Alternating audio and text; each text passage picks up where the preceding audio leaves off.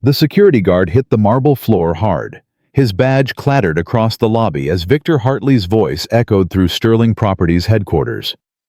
"Get this nobody out of my building, now." Marcus Webb, 47 years old. Single father, 3 months on the job, looked up at the man screaming in his face. He didn't flinch. He didn't beg.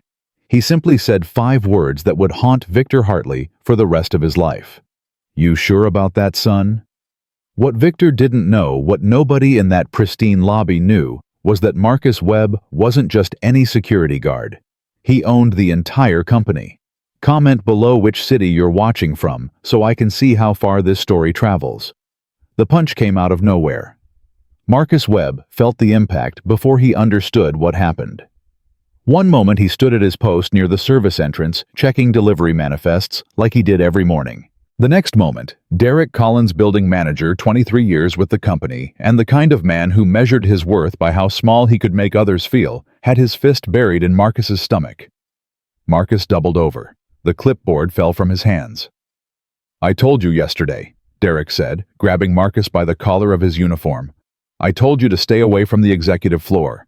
What part of 'know your place' don't you understand?" Marcus caught his breath.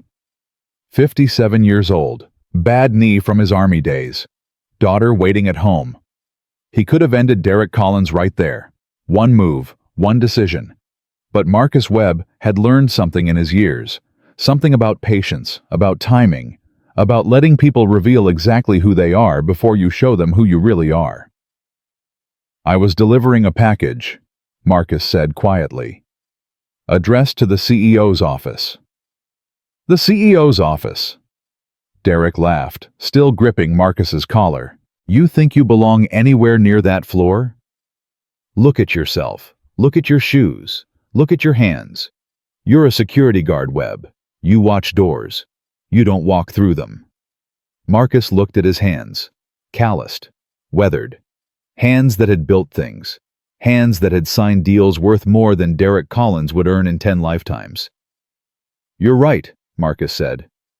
"I watch doors." Derek shoved him backward. "Remember that. Next time I catch you above the 3rd floor, you're done. Not suspended. Done. And good luck finding another job at your age with your background." Marcus understood what Derek meant by background. He'd been understanding it his whole life. Derek straightened his tie and walked away, pausing only to call back over his shoulder. "Clean up this lobby. There's coffee stains by the elevator. That's your job. Cleaning up messes." Marcus picked up his clipboard. He watched Derek disappear into the elevator, watched the doors close on that expensive suit and cheap soul. Then Marcus pulled out his phone and typed a single message: "Collins, add to file." 3 months earlier, Marcus Webb had walked into Sterling Properties for the first time. Not through the front entrance with its crystal chandeliers and art worth more than houses. Through the back. The service door. The one that smelled like garbage and echoed with the sound of loading trucks. He'd worn old jeans, a faded army sweatshirt, work boots that had seen better decades. The HR woman, young blonde, the kind of person who'd never been invisible a day in her life, had looked at his application like it was written in a foreign language. "You understand this is a security position, Mr. Webb?" "Yes, ma'am." "And you're 57 years young." She didn't smile. "We typically hire younger candidates for overnight shifts.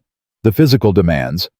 I did 2 tours in Iraq. I think I can handle watching a door." She studied him. Something in her expression shifted, not quite respect, but something close to it. "It says here you were in business before. Something about investments." "That's right." "What happened?" Marcus had prepared for this question. "Economy happened. Wife passed. Had to downsize everything to take care of my daughter. Medical bills don't pay themselves." It wasn't entirely a lie. His wife had passed 8 years ago, and not a day went by that he didn't miss her. His daughter did have medical bills. Her heart condition required specialists that insurance never fully covered. What Marcus left out was that he could have paid those bills 10,000 times over. What he left out was that downsize meant selling one of his 4 houses, not his company. What he left out was that MW Capital, the holding firm that had just acquired Sterling Properties, belonged to him. The HR woman stamped his application. "Welcome to Sterling Properties, Mr. Webb. Report to Derek Collins at 6 a.m. tomorrow, and just so you know—" She leaned forward, dropping her voice. "Mr. Collins can be difficult. Don't take it personally."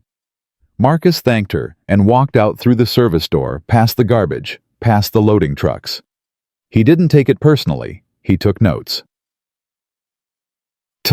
His first week taught him everything he needed to know about the soul of Sterling Properties. He learned that the company had 2 elevators, one for executives, one for everyone else. He learned that the executive elevator was faster, cleaner, and went directly to the top floors without stopping. The regular elevator broke down twice a week. Nobody fixed it quickly unless someone important complained. He learned that the break room for security staff was in the basement next to the boiler room, while executives had a lounge with a coffee bar and catered lunch. He learned that Derek Collins called every black employee by their first name, "Hey Marcus, hey Janice, hey Tyrone," while calling white employees Mr. and Ms. He learned that Derek thought this was friendly. Nobody corrected him. He learned that complaints about harassment disappeared into a filing cabinet in HR and never came out. But most importantly, Marcus learned about Victor Hartley. Victor was the COO Chief Operating Officer. Harvard MBA. Third-generation money. The kind of man who wore his watch on the outside of his shirt cuff because he wanted everyone to see it cost more than their cars. Victor ran Sterling Properties like a kingdom. The CEO was a figurehead, an old man named Crawford, who showed up twice a month, signed whatever Victor put in front of him, and flew to Florida the rest of the time. Victor made the decisions. Victor hired and fired. Victor decided who rose and who stayed invisible. And Victor had a particular talent for making certain people invisible. Marcus watched. He watched Victor interrupt women in meetings. He watched Victor take credit for ideas that came from people 3 levels below him. He watched Victor promote the same type of person over and over, young white male from the right schools, with the right handshakes and the right fathers. He watched Victor walk past him every single day without once looking at his face. "Morning, Mr. Hartley," Marcus would say. Victor never responded, not once, not even a nod. To Victor Hartley, Marcus Webb was furniture. A door that opened. A presence that didn't register as human. Marcus added every slight to his file, every ignored greeting, every dismissive glance. Not because he was offended Marcus had stopped being offended by such things decades ago, but because he was building a case, building evidence, building the truth about what Sterling Properties really was beneath its marble floors and crystal chandeliers. And then he met Diane. It was 11:47 p.m. on a Thursday when Marcus found her. He'd been doing his rounds, checking locks, resetting alarms, the kind of mindless work that gave him time to think, when he heard crying coming from the 3rd-floor bathroom. Marcus knocked. "Hello, everything okay in there?" The crying stopped. Silence. "I'm just the night security. If you need anything—" The door opened. A woman in her 40s stood there, mascara running, clutching a folder to her chest, like it was the last life raft on a sinking ship. She wore a department store blouse and sensible shoes. Her name tag said Diane Torres, Accounting. "I'm fine," she said. She wasn't fine. Anyone could see that. Marcus didn't push. "Long night?" Diane laughed. It was the saddest laugh he'd ever heard. "Long 7 years." 7 years is a long time. 7 years building this company. 7 years proving myself. 7 years watching people who started after me get promoted over me. And now, she looked at the folder in her hands. "Now I found something I shouldn't have found. And I don't know what to do." Marcus leaned against the doorframe. His knee ached, but he ignored it. "What did you find?" Diane studied him. He could see her calculating, could she trust a security guard? What could a man like him possibly do to help? He was nobody. He watched doors. But something in Marcus's eyes must have reached her. Maybe it was the patience there. Maybe it was the fact that he wasn't looking at her like she was crazy. Maybe she just needed to tell anyone, before she exploded. $2.3 million, she said. Missing from the Capital Improvement Fund. Funneled through shell companies over the past 18 months. And I know exactly who did it. Victor Hartley. Diane's eyes widened. How did you... I watch things, Marcus said. It's my job. He's stealing from the company. I have the proof. Transaction records, shell company registrations, emails, all of it. She held up the folder. It's all here. But if I report it, he'll destroy you. Diane nodded, tears streaming again. I'm a single mom. 2 kids. I can't lose this job. And Victor, You don't cross Victor. He made that very clear when I asked questions last month. He looked at me and said... She swallowed. He said, You have a nice family, Diane. It would be a shame if something disrupted that. Marcus felt something cold settle in his chest. Not fear. Something sharper. He threatened your family. He didn't say it like that. He's too smart for that. But I understood. Everyone in this building understands. You go along, or you go away. Marcus was quiet for a long moment. In that silence, years of experience spoke to him. Years of building something from nothing. Years of being underestimated, overlooked, dismissed. Years of learning that the right moment matters more than the right words. Keep that folder, he said finally. Keep it safe. Don't tell anyone else about it. What good does that do? Victor controls everything. HR, legal, the board, they all answer to him. Not everyone. Diane looked at him strangely. What do you mean? Marcus smiled.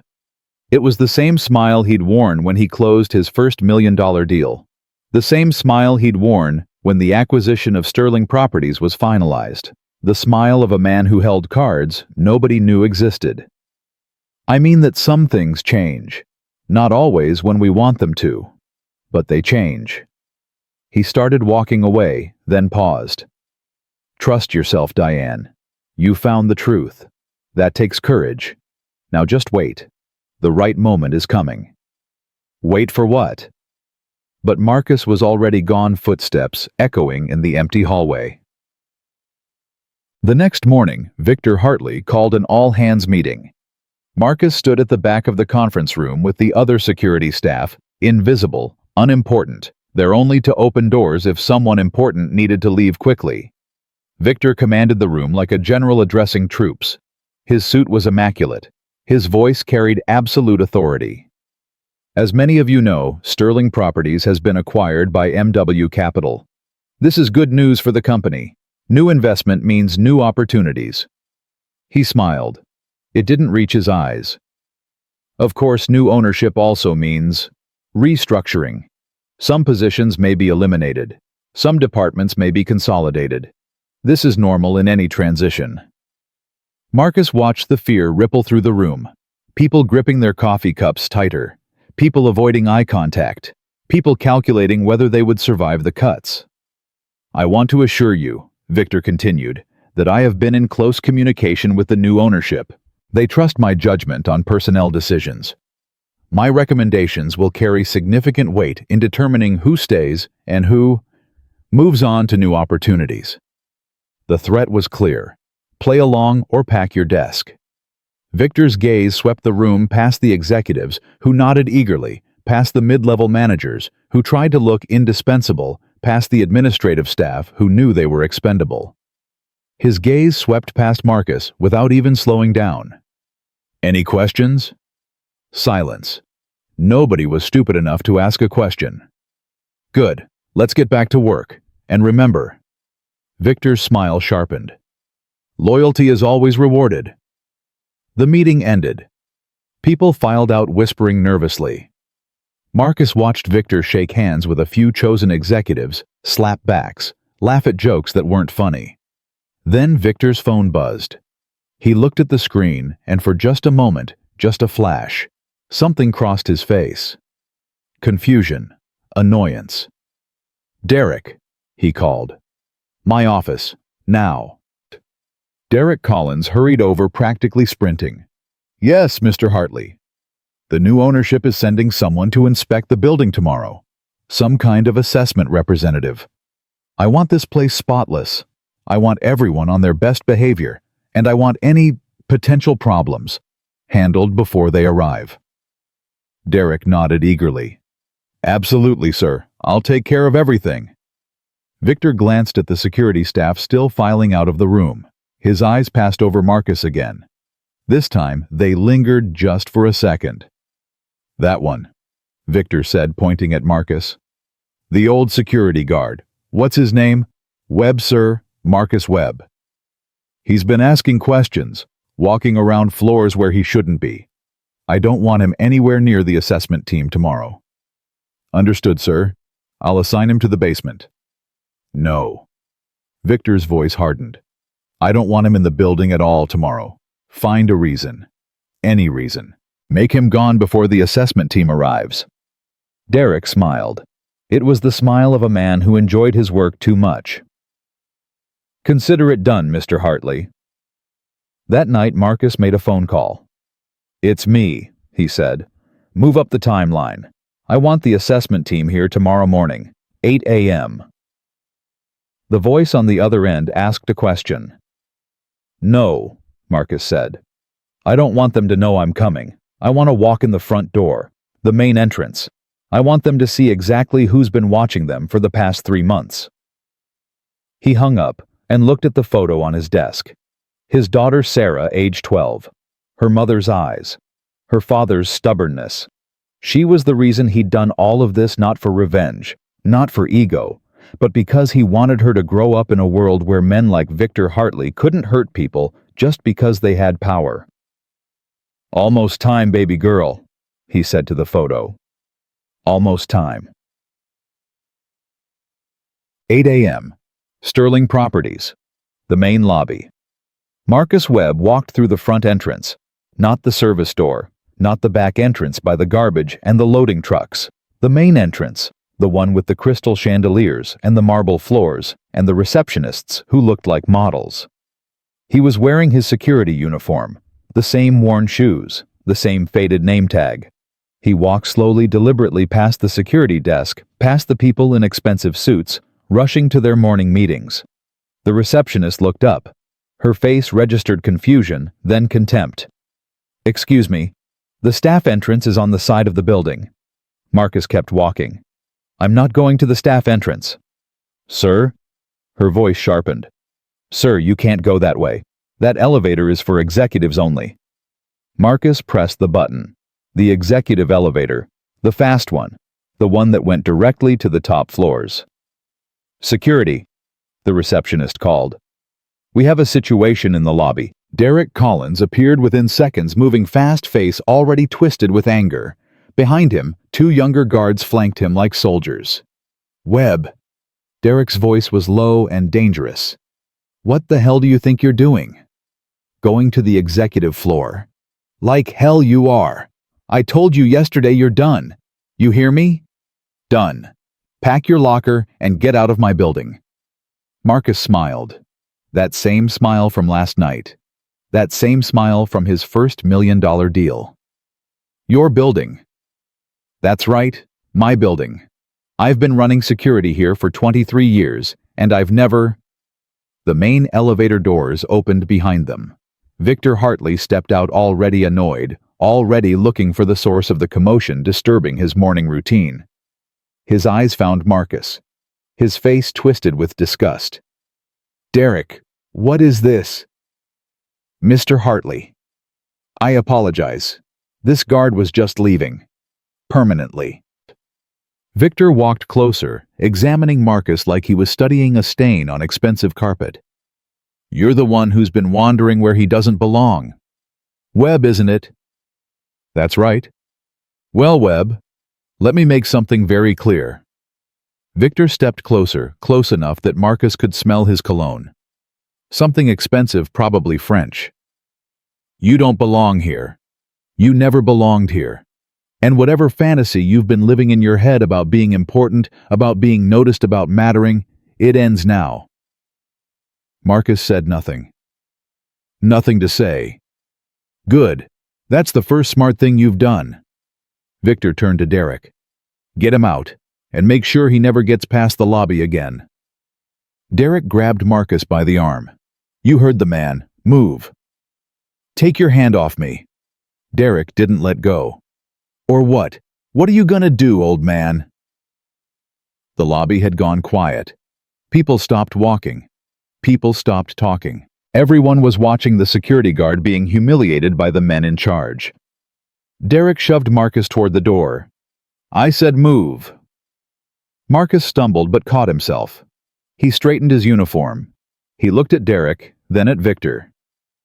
You know what I've learned in 3 months here? Marcus said, his voice calm and clear. I learned that you, Derek, have been taking kickbacks from vendors who overcharge the company. I learned that you, Victor, have stolen $2.3 million through shell companies. And I learned that this building, this company, has been treating people like dirt for so long that you've forgotten what it feels like when someone fights back. Silence. Complete, absolute silence. Victor laughed. It was forced, but it was a laugh. He's delusional. Derek, call the police.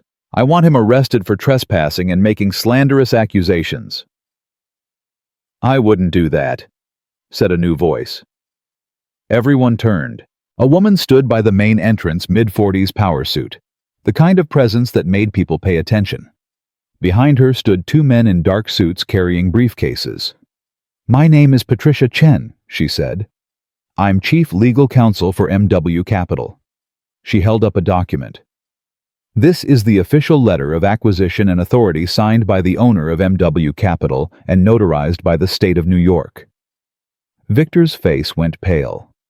What is this? Patricia walked forward, heels clicking on marble. This is the moment you find out who actually owns this company. She stopped next to Marcus. Allow me to introduce Marcus Webb, founder and sole owner of MW Capital, majority shareholder of Sterling Properties. Your boss. The lobby went silent again. But this time the silence was different. This time it carried the weight of everything changing forever.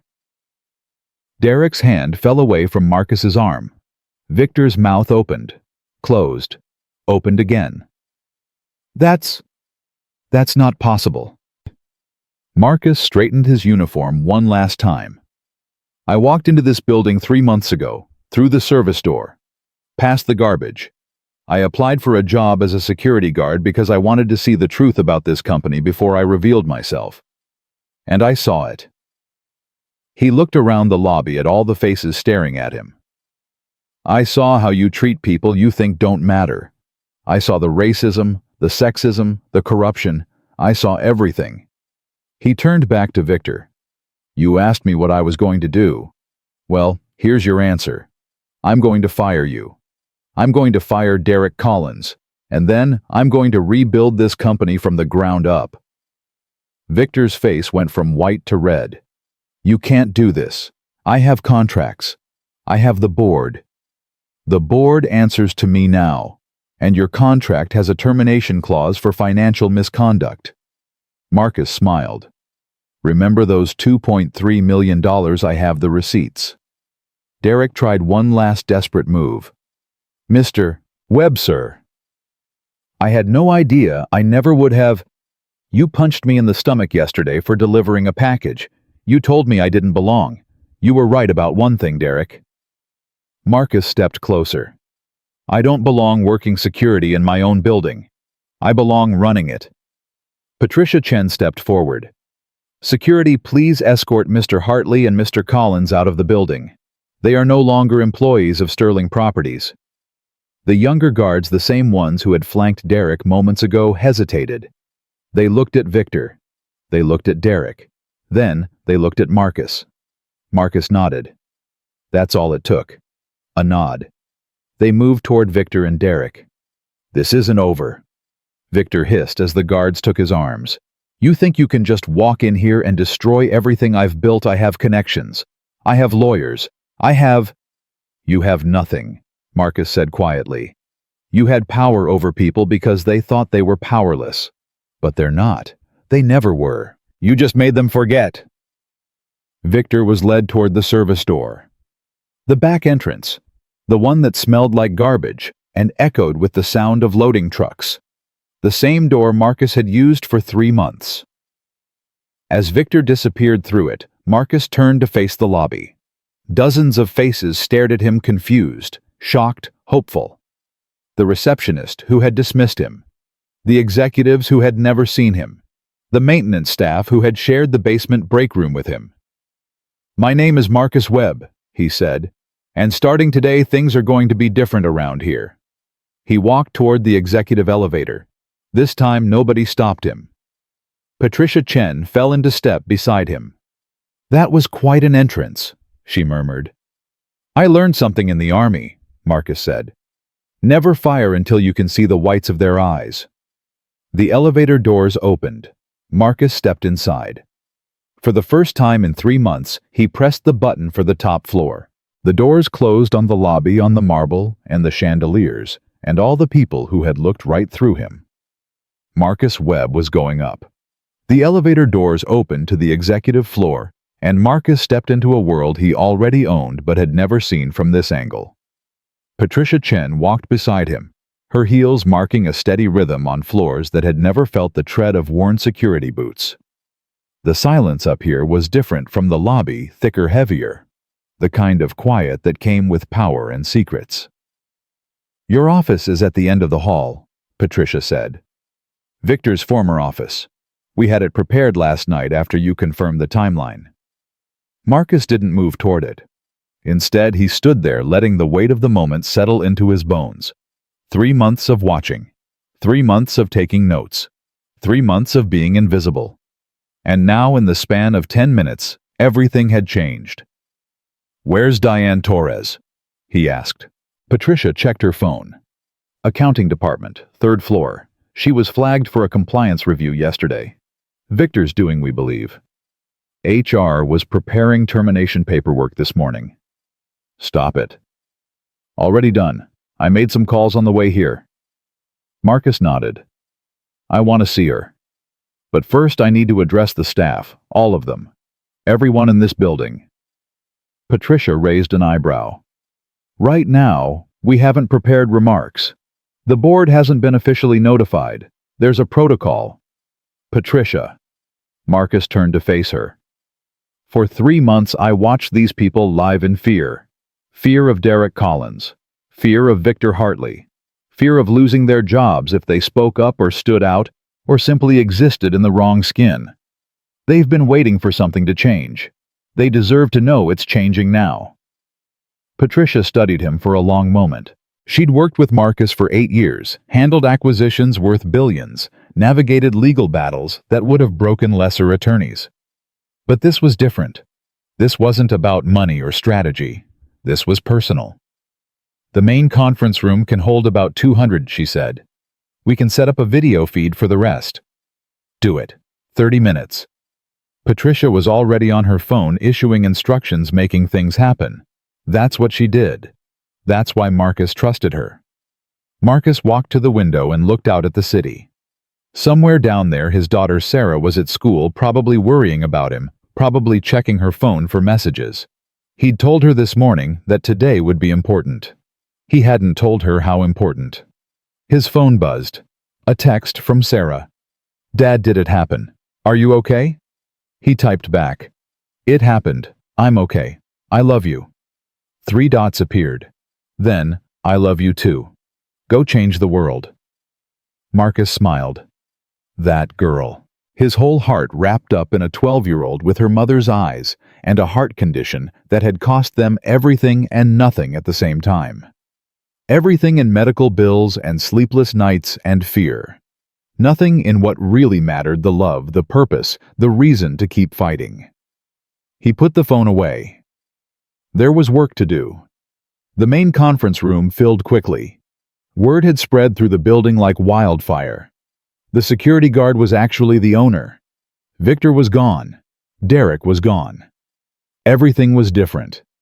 People filed in with faces that mixed confusion and hope and fear. They didn't know what was coming. They only knew that something had broken, and they didn't yet know if the pieces would fall on them. Marcus stood at the front of the room. No podium, no notes. Just him still wearing his security uniform, still wearing his worn shoes, still looking exactly like the man they'd ignored for 3 months. The room fell silent. "Most of you don't know me," Marcus began. "Or you think you don't. But I've been here. I've been watching. I've been listening. For the past 3 months, I worked as a security guard in this building. I walked through the service entrance every morning. I ate lunch in the basement break room. I watched how this company operated when the people in charge thought nobody important was paying attention." He paused, letting his eyes move across the faces before him. He saw fear in some, curiosity in others. And in a few, a precious few, he saw something like recognition. Like they'd been waiting for someone to finally say what they'd been thinking for years. "I saw things that made me proud to own this company," Marcus continued. "I saw people working hard doing their jobs supporting each other. I saw dedication and talent and potential that has never been recognized or rewarded. But I also saw things that made me ashamed. I saw harassment ignored.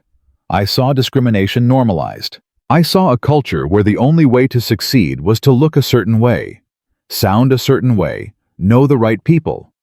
And I saw good people, talented people crushed under a system designed to keep them small." A woman in the back of the room was crying. Marcus didn't know her name, but he knew her story. He'd seen it 100 times in the past 3 months.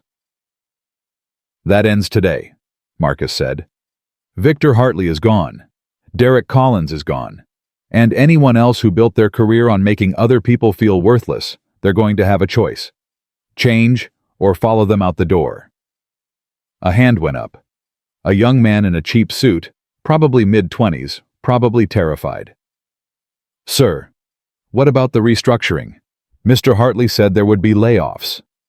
"There will be no layoffs based on Victor Hartley's recommendations. None.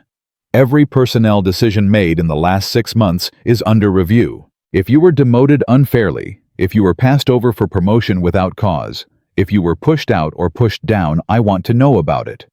There will be a process. There will be accountability, and there will be change."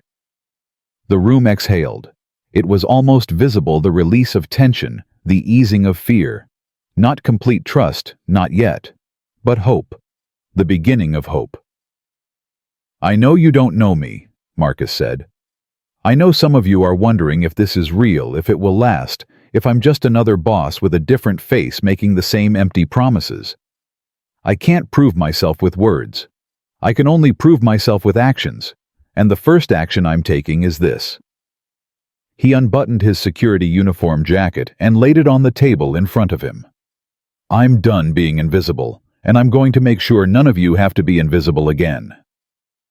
The meeting ended, but Marcus didn't leave immediately.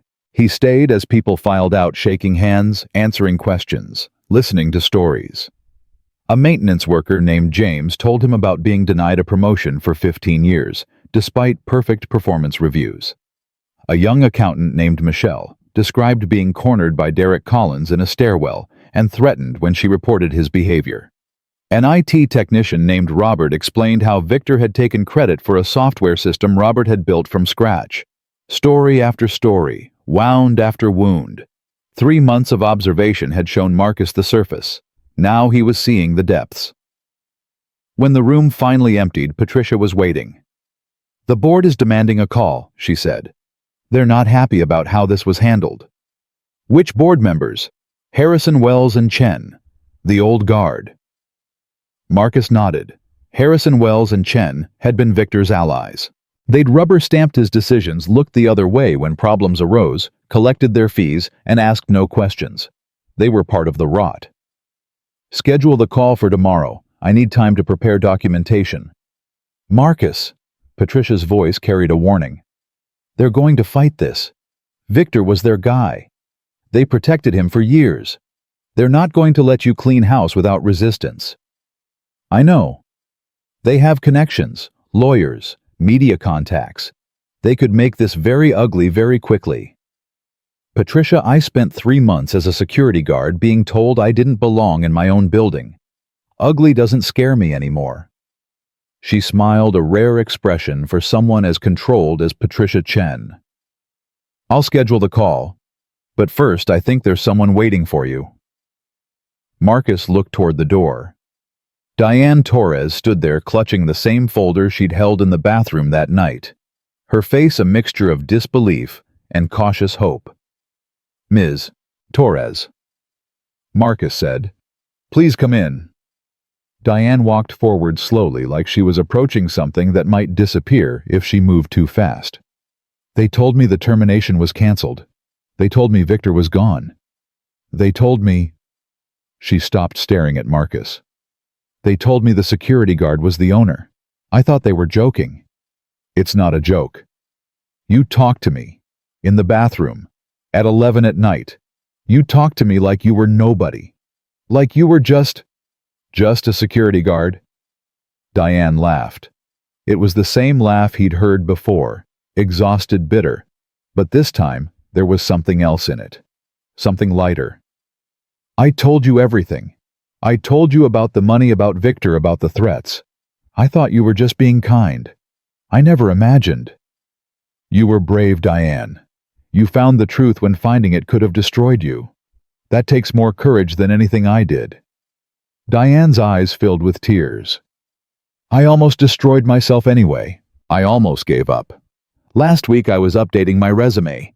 I was going to leave before they could fire me. I was going to let Victor win. But you didn't. No, I kept thinking about what you said, about waiting for the right moment.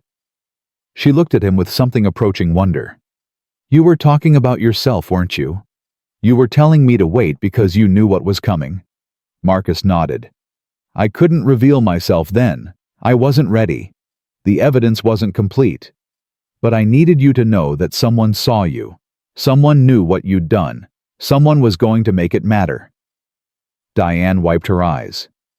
What happens now, to Victor, to the money, to all of it? Victor is being investigated for embezzlement. The evidence you gathered, combined with what my team has documented, should be enough for criminal charges. The money will be recovered. And you... He paused, considering his next words carefully. You should be running the finance department. The previous CFO was complicit in Victor's schemes. He resigned this morning when he heard I was taking over. I need someone I can trust. Someone who saw the corruption and had the courage to document it. Someone who understands that money isn't just numbers. It's people's lives, their security, their futures. Diane stared at him. You're offering me the CFO position. I'm offering you a choice. You can take the job, or you can take a severance package and walk away from this place forever. After everything you've been through, nobody would blame you for wanting to leave. And if I stay? If you stay, I'm going to need you to help me rebuild. Not just the finance department, the whole company. The culture, the systems, the way we treat people. It won't be easy. There will be resistance. Board members who liked things the way they were. Managers who built their careers on the old system. People who don't believe change is possible or necessary. Diane was quiet for a long moment. Marcus watched her processing, weighing, deciding. This was the moment that mattered, not the dramatic confrontation in the lobby, not the speech to the employees, but this quiet choice made by one person who had every reason to walk away. My kids asked me last night why I was sad, Diane said finally. I told them that sometimes grown-ups have to deal with unfair situations at work. My daughter, she's 9, she looked at me and said, "Then make it fair, Mom." Like it was simple. Like fairness was just a choice someone needed to make. She met Marcus's eyes. I'll stay. I'll help you make it fair. Marcus smiled. It was the first genuine smile he'd felt in months. Welcome to the new Sterling Properties CFO Torres. The rest of the day passed in a blur of meetings, phone calls, and decisions. Patricia coordinated with legal teams to freeze Victor's assets. HR began reviewing every termination and demotion from the past 2 years. The IT department secured systems against any sabotage from departing executives. But the real work, the human work, happened in smaller moments. Marcus walked the halls of Sterling Properties not as a security guard checking locks, but as an owner seeing his company with new eyes. He stopped to talk with janitors and receptionists and mailroom workers. He asked their names, their stories, their concerns.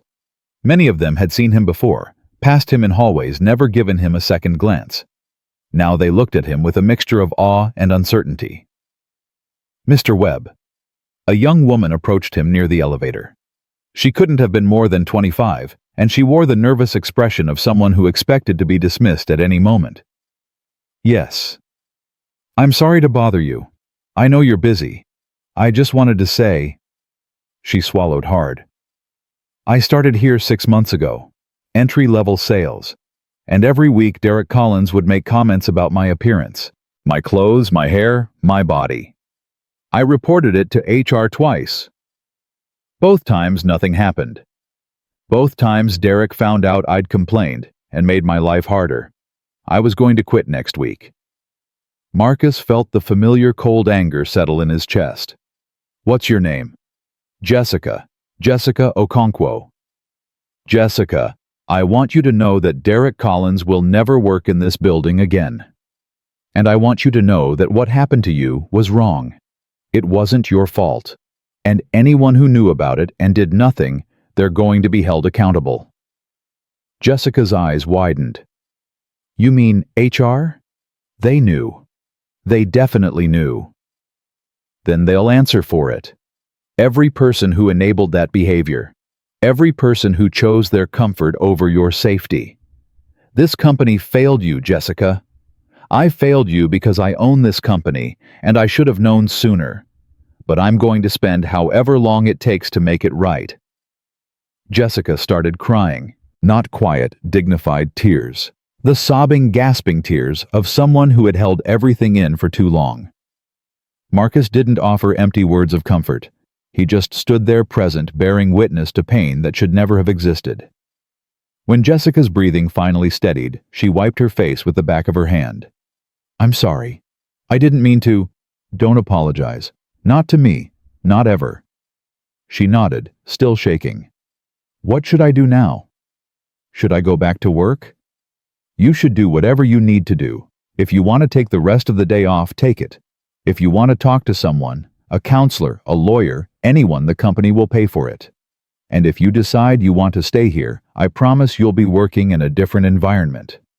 A better one." Jessica looked at him for a long moment, really looked at him, seeing not the owner, or the uniform, or the power, but something else. Something human. "You really were a security guard," she said. "For 3 months. Watching." "Yes." "Why, you're a billionaire. Why would you do that?" Marcus considered the question. It was the question everyone would ask reporters, board members, competitors, everyone. Why would a man with everything pretend to be a man with nothing? "Because I needed to see the truth," he said. "And the truth only comes out when people think nobody's watching. When I announced myself as the owner, everyone would have been on their best behavior. The racism would have hidden. The harassment would have stopped temporarily. The corruption would have buried itself deeper. But as a security guard, as a 57-year-old black man in a worn uniform, nobody was pretending. I saw exactly who they were." "That's—" Jessica searched for the word. "That's genius. And kind of terrifying." "Truth is terrifying. That's why most people avoid it." Jessica laughed a small, surprised sound. "I can't believe this is happening. I woke up this morning ready to write my resignation letter. And now you have a choice. Stay and help build something better, or leave with my blessing and a reference letter that will open any door you want. Either way, you're not trapped anymore." "I think I want to stay. I think I want to see what this company looks like when people like Derek aren't running it." "Then stay, and help me show everyone else what's possible." Jessica walked away with straighter shoulders than she'd had when she approached. Marcus watched her go, adding her story to the file in his mind. The file that contained every injustice, every abuse, every moment of cruelty he'd witnessed in 3 months. The day ended, but Marcus didn't go home. He sat in Victor's former office, his office now surrounded by the evidence of years of corruption.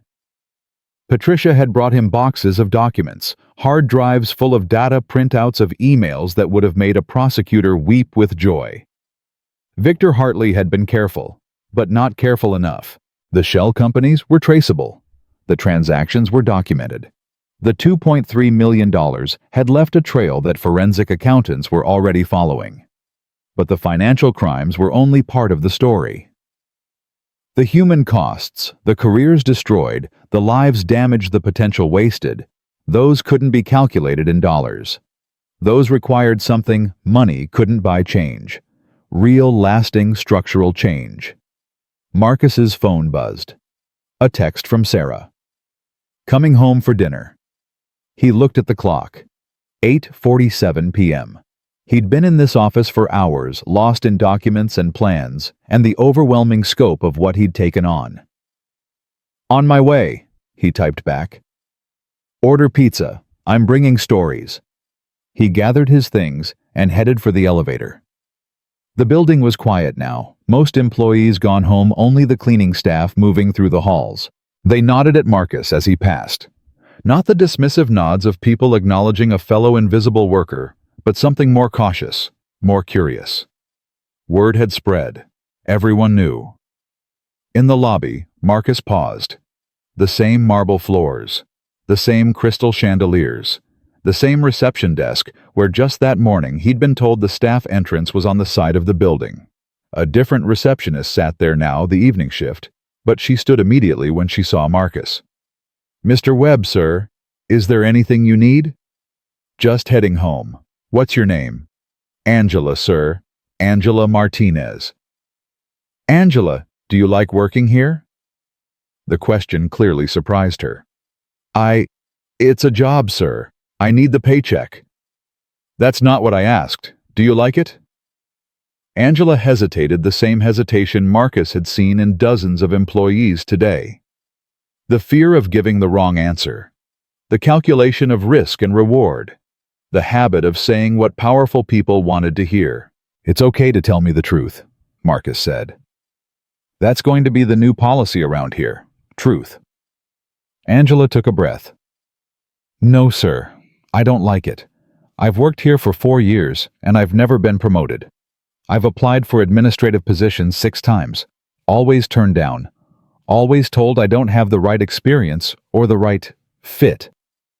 She said the last word with the bitter familiarity of someone who knew exactly what it meant. Who makes those decisions? Who decides who has the right fit? Mr. Collins did. Human Resources just rubber-stamped whatever he recommended. Marcus nodded. Apply again. Tomorrow. Send your application directly to Patricia Chen. She's our legal counsel, but she's handling HR restructuring until we find someone trustworthy. Tell her I sent you. Angela's eyes widened. Mr. Webb, I don't know if I'm qualified. You've worked here 4 years. You know this building, these systems, these people. That's qualification. The rest you can learn. He started toward the door, then paused. Angela, I'm going to tell you something I told someone else today. Trust yourself. You've survived 4 years in a system designed to keep you down. That takes strength most people don't have. He walked out into the night, leaving Angela staring after him. The city was cold, but Marcus didn't feel it.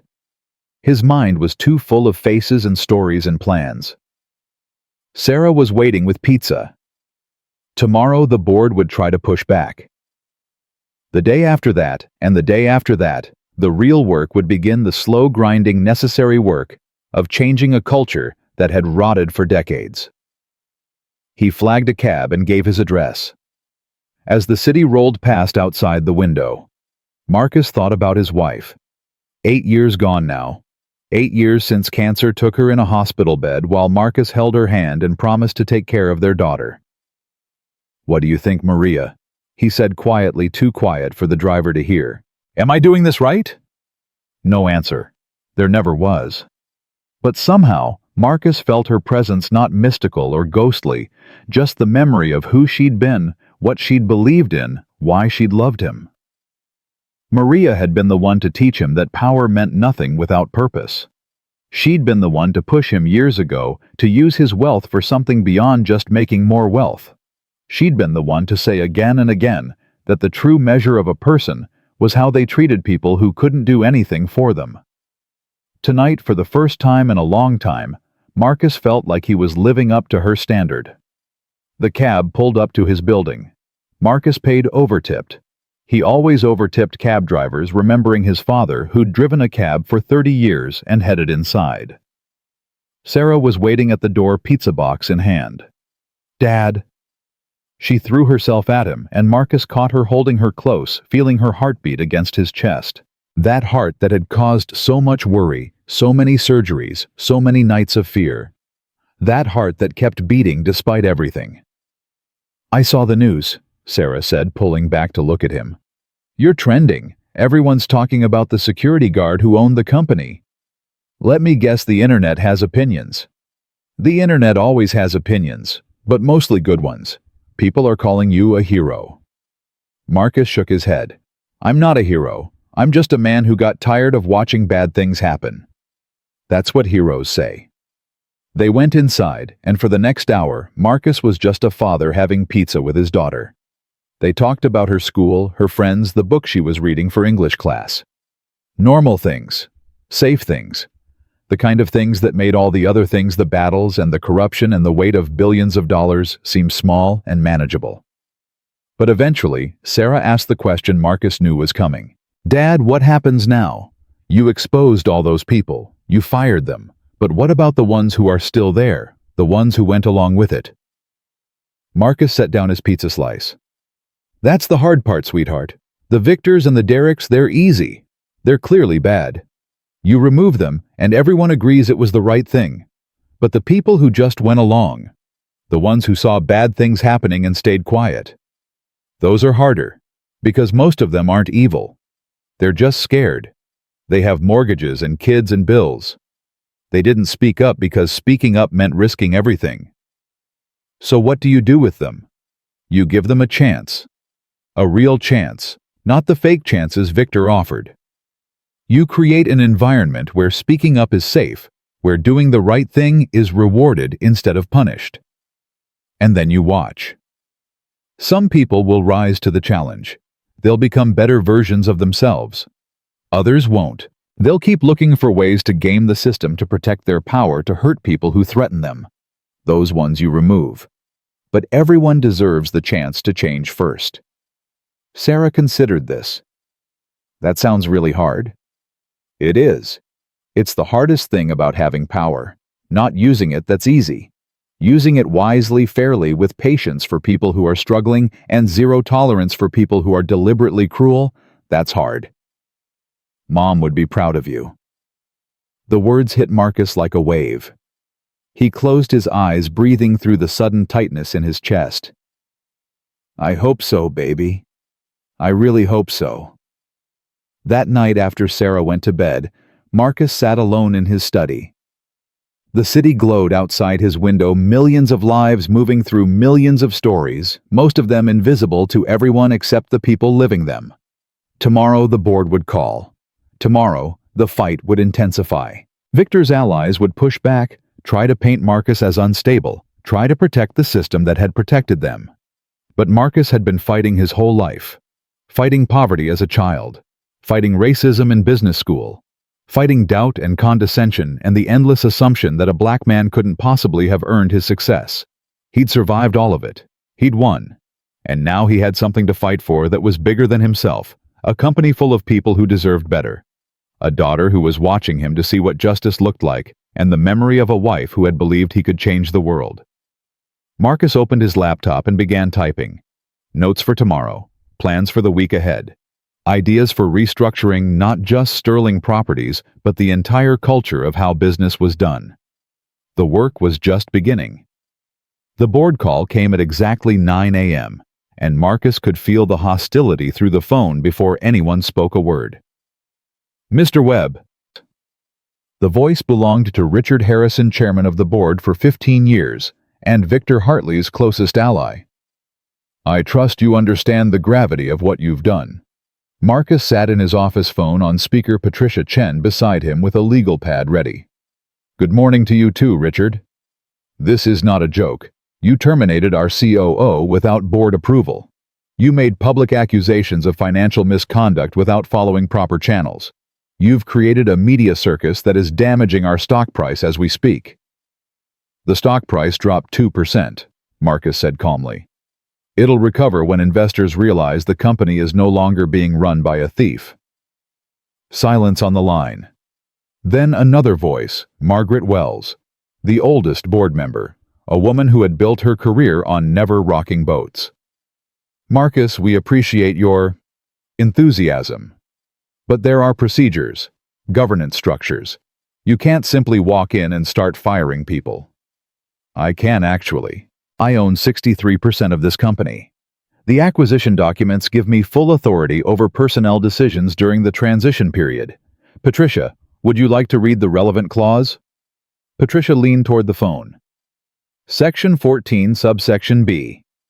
During the initial integration period, not to exceed 18 months, the acquiring party shall have sole discretion over executive personnel decisions, subject only to applicable employment law and contractual obligations." Victor Hartley's contract included a termination clause for financial misconduct. The evidence of his embezzlement satisfies that clause. "Alleged embezzlement," Harrison cut in. "Nothing has been proven." "Would you like me to send you the documentation?" Marcus asked. Shell company registrations with Victor's signature. Bank transfers totaling $2.3 million. Emails discussing how to hide the transactions from auditors. "I have 47 pages of evidence, Richard. How much would you like to see?" Another silence. Marcus could almost hear them calculating how much did he know. How much could they deny? How deep did the rot go? "This is a conversation better had in person," Harrison said finally. "I'm calling an emergency board meeting, tomorrow, 10 a.m., and I expect you to be there with your documentation." "I'll be there. And Richard, I'm also bringing my own auditors. Independent ones.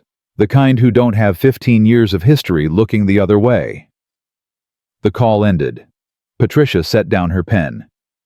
"That went about as well as expected," she said. "They're scared. Scared people make mistakes. Scared people also fight dirty.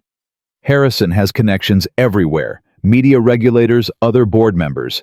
He could make this very difficult for you." Marcus leaned back in his chair. "Let me tell you something about Richard Harrison. I've been watching him for 3 months. Not directly, he's too high up to notice a security guard, but through the ripples he creates. Every policy that protected Victor came from Harrison's office. Every complaint that disappeared went through Harrison's people. He's not just an ally of the old system. He's the architect." "You think he knew about the embezzlement?" "I think he approved it. Victor was too smart to steal that much money without protection. He needed someone on the board to cover his tracks, and Harrison has been covering tracks for 15 years. Patricia's expression sharpened. "If you can prove that—" "I can't. Not yet. But tomorrow's meeting isn't about proving anything. It's about showing them I'm not backing down. They're expecting me to negotiate to compromise to let them keep some of their power in exchange for peace. That's not going to happen." A knock at the door. Diane Torres entered holding a tablet. "Sorry to interrupt, but you need to see this." She handed Marcus the tablet. On the screen was a news article from the New York Business Journal. Webb's hostile takeover, inside the controversial acquisition of Sterling Properties. The byline belonged to someone Marcus didn't recognize, but the sources were clear. Board members speaking on condition of anonymity. Industry insiders. Former employees. The article painted Marcus as a reckless outsider, a man with no real estate experience trying to destroy a company that had operated successfully for decades. It questioned his motives, his judgment, his fitness to lead. And buried in the third paragraph was a line that made Marcus's jaw tighten. Sources close to the board suggest Webb may have obtained confidential information through deceptive means, including posing as an employee to gather intelligence. "They're spinning it," Diane said, "making your undercover work look like espionage." Marcus scrolled through the article.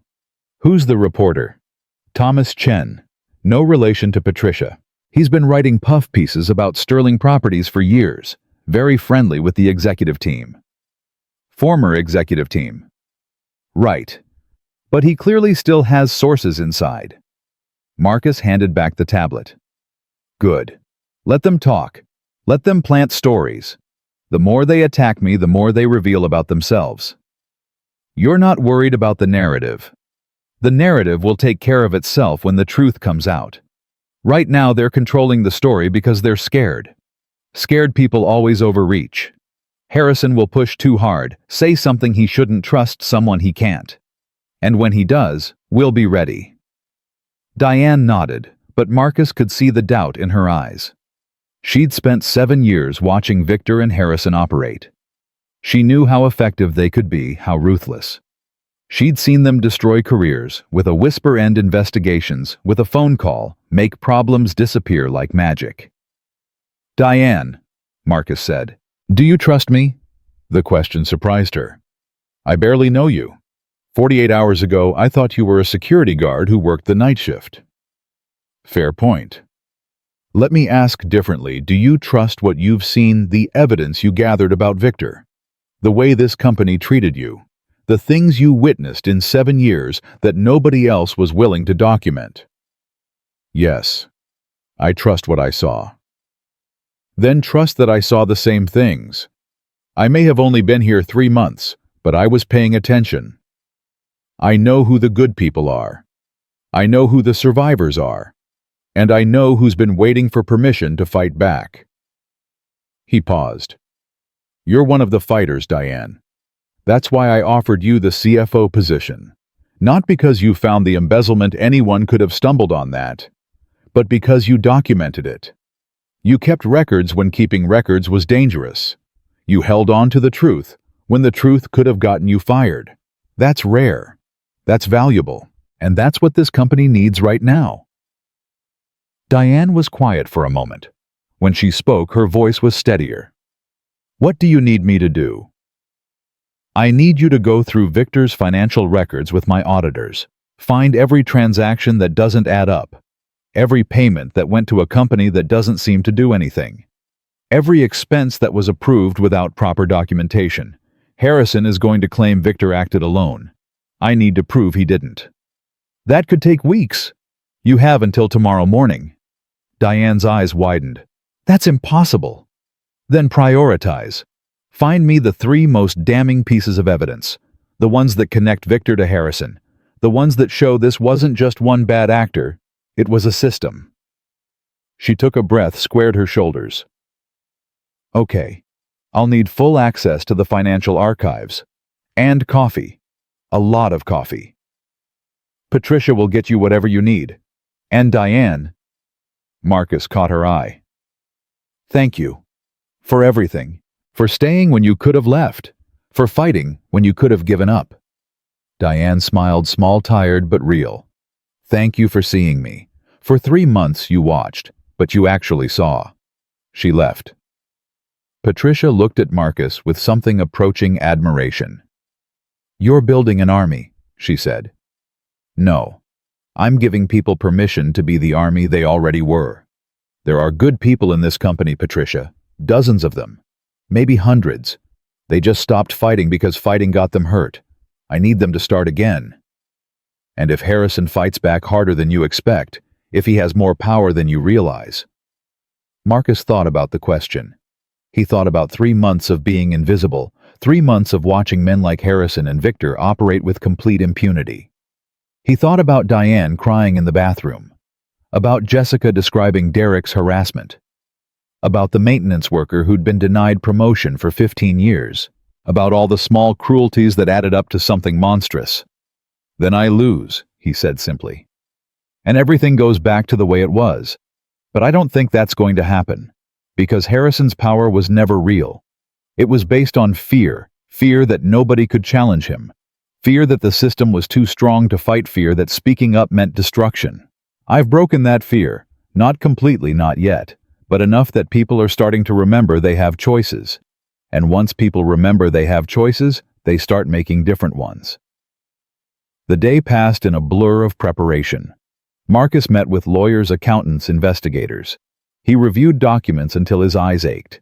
He made phone calls to investors explaining his vision, answering concerns, building support for the confrontation to come. But throughout it all, he kept thinking about Sarah.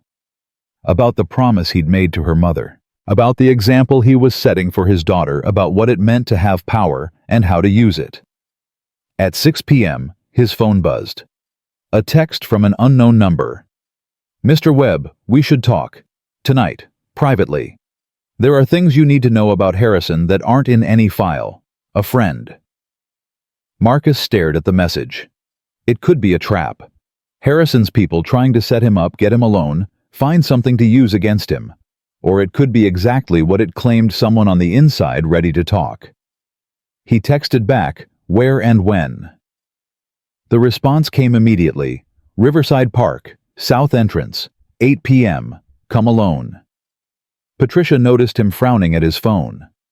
Problem? Maybe an opportunity. He showed her the messages. "That's suspicious as hell. You're not actually considering going." "I'm considering it very seriously." "Marcus, this could be a setup. Harrison knows he's losing. Desperate people do desperate things." "They do. But desperate people also flip. Someone in Harrison's circle might have decided it's time to get off a sinking ship." He thought for a moment. "I'm going to go, but I'm not going alone. Have 2 of our security people positioned nearby. If anything happens, I want backup within 30 seconds. This is reckless." "Maybe, but I didn't get where I am by playing it safe.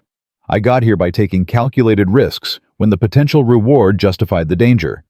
And right now, the potential reward, solid evidence against Harrison, someone willing to testify, is worth the danger." Patricia clearly disagreed, but she'd worked with Marcus long enough to know when arguing was pointless. "I'll arrange security, but I'm on record as saying this is a terrible idea." Noted. At 7:45 p.m., Marcus arrived at Riverside Park. The night was cold, the kind of cold that seeped through layers and settled into bones. He walked slowly toward the south entrance, hands in his pockets, looking like any other middle-aged man out for an evening stroll.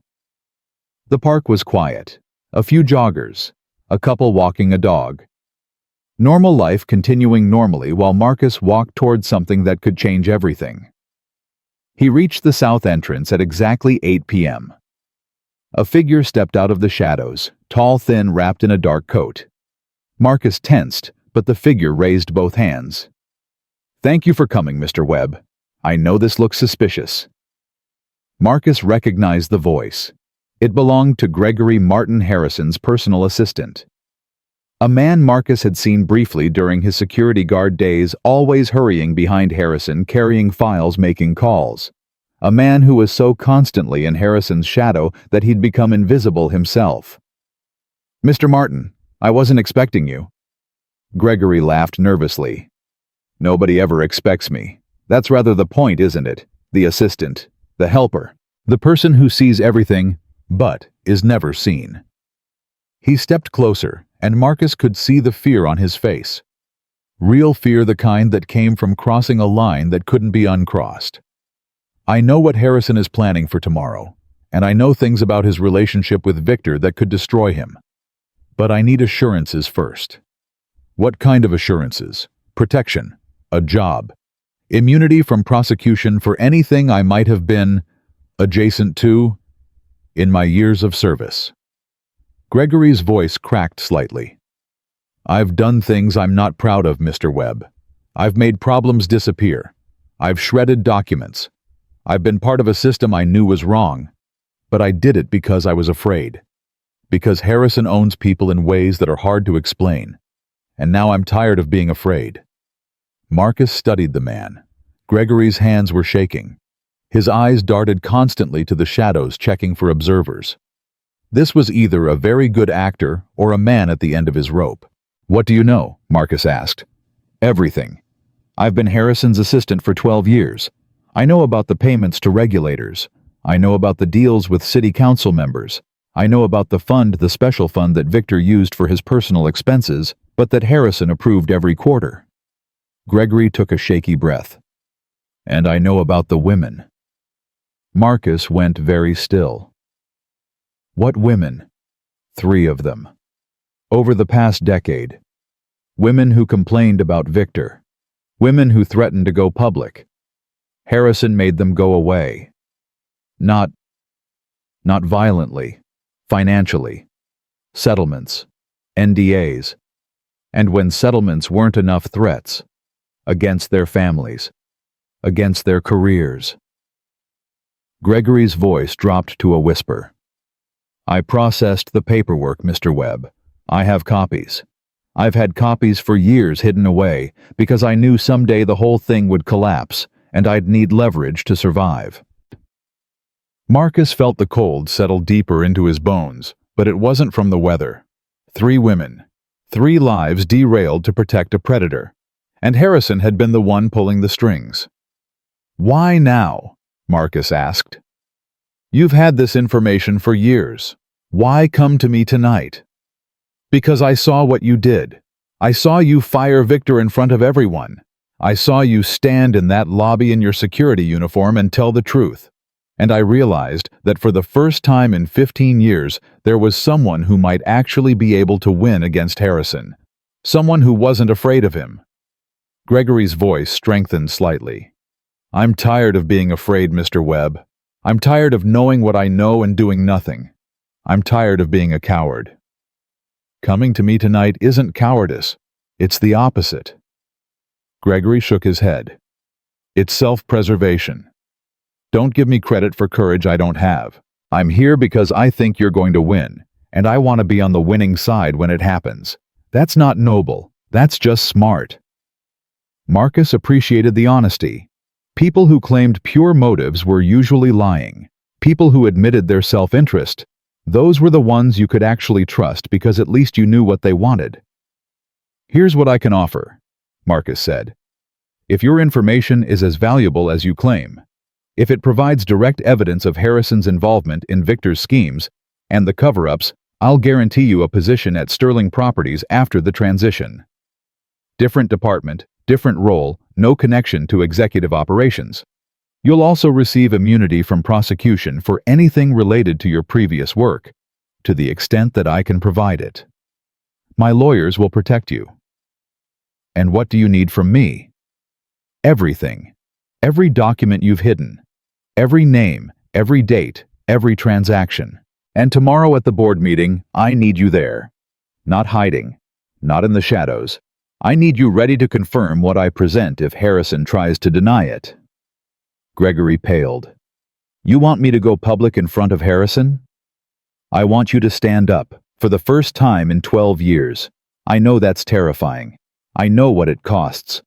But you came to me because you were tired of being afraid. This is what that looks like, not just handing over documents in the dark, but standing in the light and saying, 'I saw this, I was there. This is the truth.'" Gregory was silent for a long moment. Marcus could see the war happening inside him, the old fear versus the new possibility, the habits of survival versus the hunger for something better. "Okay," Gregory said finally. "Okay, I'll do it." He reached into his coat and pulled out a flash drive. "This is everything.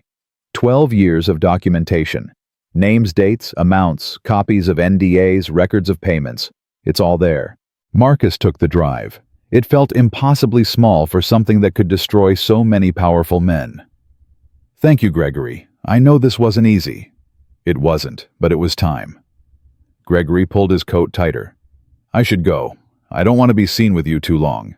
Harrison has people everywhere. 9 a.m. tomorrow, my office. We'll go over the documents together before the board meeting." Gregory nodded and disappeared into the shadows as quickly as he'd appeared. Marcus stood alone in the cold park, the flash drive heavy in his pocket. 3 women. Settlements and threats. a system of cover-ups that went back more than a decade, and Harrison at the center of all of it, pulling strings, burying truth, destroying anyone who got too close. Tomorrow would be the reckoning. He walked back toward the street where his driver was waiting. His phone buzzed a text from Sarah. "Still awake? Did you eat dinner?" He smiled despite everything. His daughter worrying about him, making sure he took care of himself while he tried to change the world. "Grabbing something now," he typed back. "Go to sleep. School tomorrow." "Fine, but I want the full story when you get home." "Deal. Love you." "Love you too, Dad. Go be a hero." Marcus put the phone away and climbed into the car.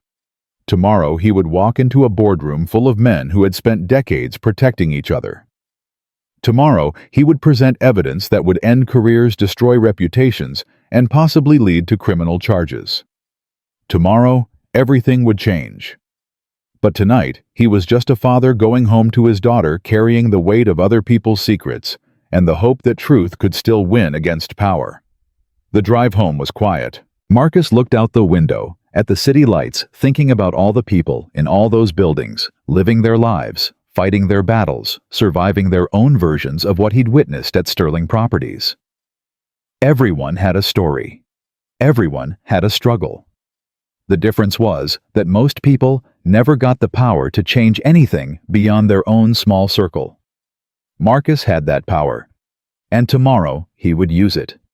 Not for revenge, not for ego, but because somewhere out there, 3 women had been silenced by men who thought they were untouchable. Because somewhere in Sterling Properties, dozens of employees were still waiting to see if the change was real. Because his daughter was watching to see what kind of man her father really was. The car pulled up to his building. Marcus got out flash drive and his pocket truth in his hands, ready for whatever came next. Tomorrow, the old world would fall. And from its ruins, something better would rise.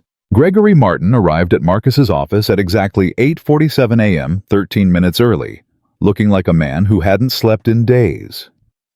"I almost didn't come," Gregory admitted as he sat down across from Marcus. "I got dressed 3 times. Twice I made it to the elevator before turning back." "But you're here." "I'm here." Gregory's hands trembled slightly as he placed a thick folder on the desk. "I printed everything, in case the digital files aren't enough, in case they try to claim the flash drive was doctored." Marcus opened the folder. The first page was a payment authorization from 7 years ago, $450,000, to a company called Quiet Solutions, LLC. Harrison's signature at the bottom, Victor's initials in the corner. "Quiet Solutions," Marcus said. "Let me guess. They specialize in making problems disappear." "They specialize in making people disappear. Not literally, financially. They buy silence. They destroy reputations. They make it impossible for someone to ever work in their industry again." Gregory pointed to the next page. That payment was for Rebecca Thornton. She was a junior analyst who accused Victor of assault in 2017. Within 3 months, she'd been fired for cause, blacklisted from every major firm in the city, and forced to sign an NDA in exchange for the settlement. Marcus flipped through the pages. More payments, more names, more lives destroyed to protect the men at the top. Harrison approved all of these? Every single one. Victor identified the problems. Harrison solved them. It was a partnership. Gregory's voice cracked. "I processed the paperwork. I scheduled the meetings. I shredded the documents that needed to disappear. I told myself I was just following orders, that I didn't have a choice, that this was how the world worked. But I knew. Every time. I knew exactly what we were doing." Marcus set down the folder. "Why did you stay?" "Because I was afraid. Because Harrison made it clear what happened to people who crossed him. Because I had debts and a sick mother and no other job prospects. Because it's easier to be complicit than to be destroyed." Gregory looked at Marcus with something approaching desperation. "I'm not asking you to forgive me. I'm not even asking you to understand. I'm just asking you to let me make it right. Finally." "That's exactly what I'm asking you to do." In about an hour, you're going to walk into a boardroom and tell the truth in front of men who have spent years making sure the truth never came out. Can you do that?" Gregory took a deep breath. "Yes, I can do that." Patricia entered with coffee and a tablet. "The board members are arriving. Harrison just walked in. He brought his own legal team, 3 lawyers from Morrison and Kraft." Marcus smiled slightly. "He's expecting a fight. He's expecting to win. He's been on the phone all morning calling in favors, reminding people of everything he's done for them. He thinks he can still control this." "Then let's show him he can't." Marcus stood. "Gregory, you're with me. Patricia have security positioned outside the boardroom. If Harrison tries anything desperate, I want people ready." They walked through the executive floor together. Marcus in front, Patricia beside him, Gregory trailing behind like a man walking to his own execution. Employees stopped working to watch them pass. Some whispered, some stared.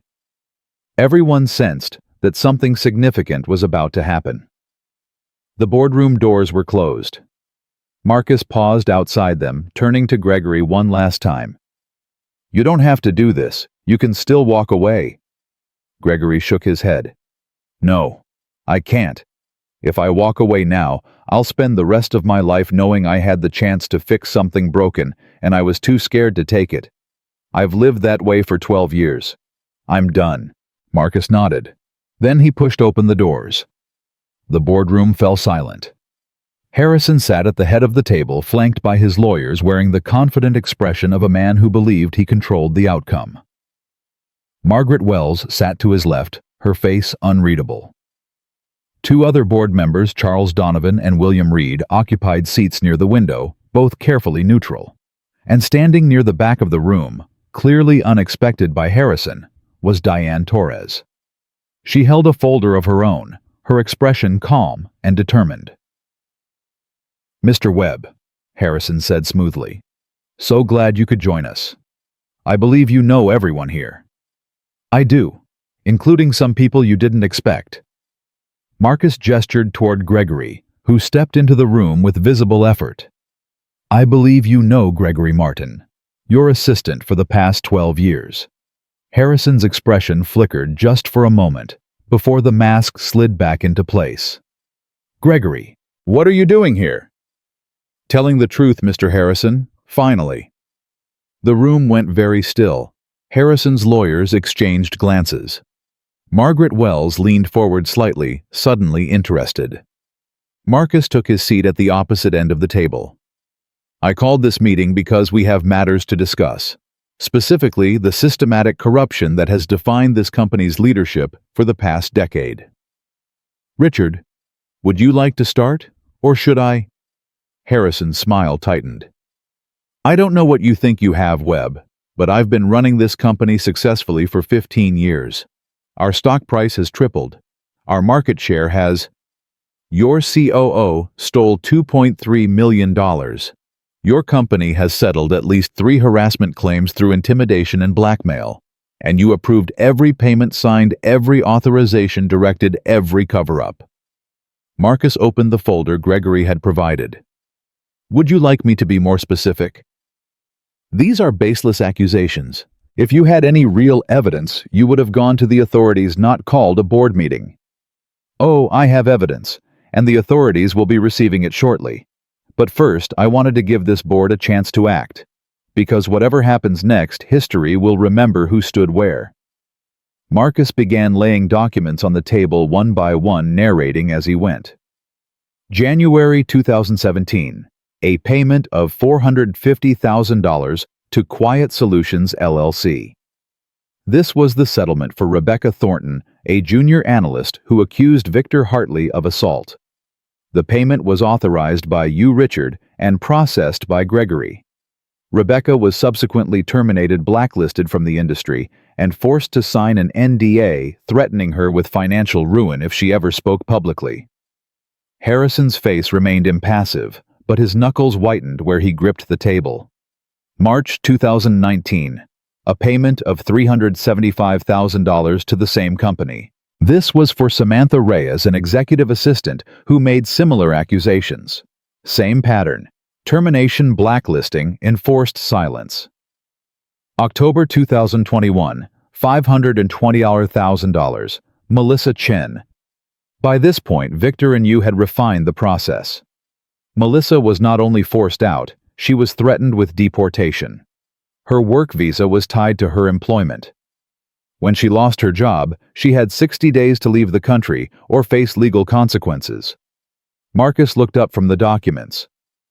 Should I continue? I have records going back 10 years. I have emails. I have financial transfers. And I have Gregory Martin, who processed every single transaction and is prepared to testify to everything he witnessed. The room was silent. Harrison's lawyers were furiously taking notes. Margaret Wells had gone pale. The other board members looked like they wanted to disappear through the floor.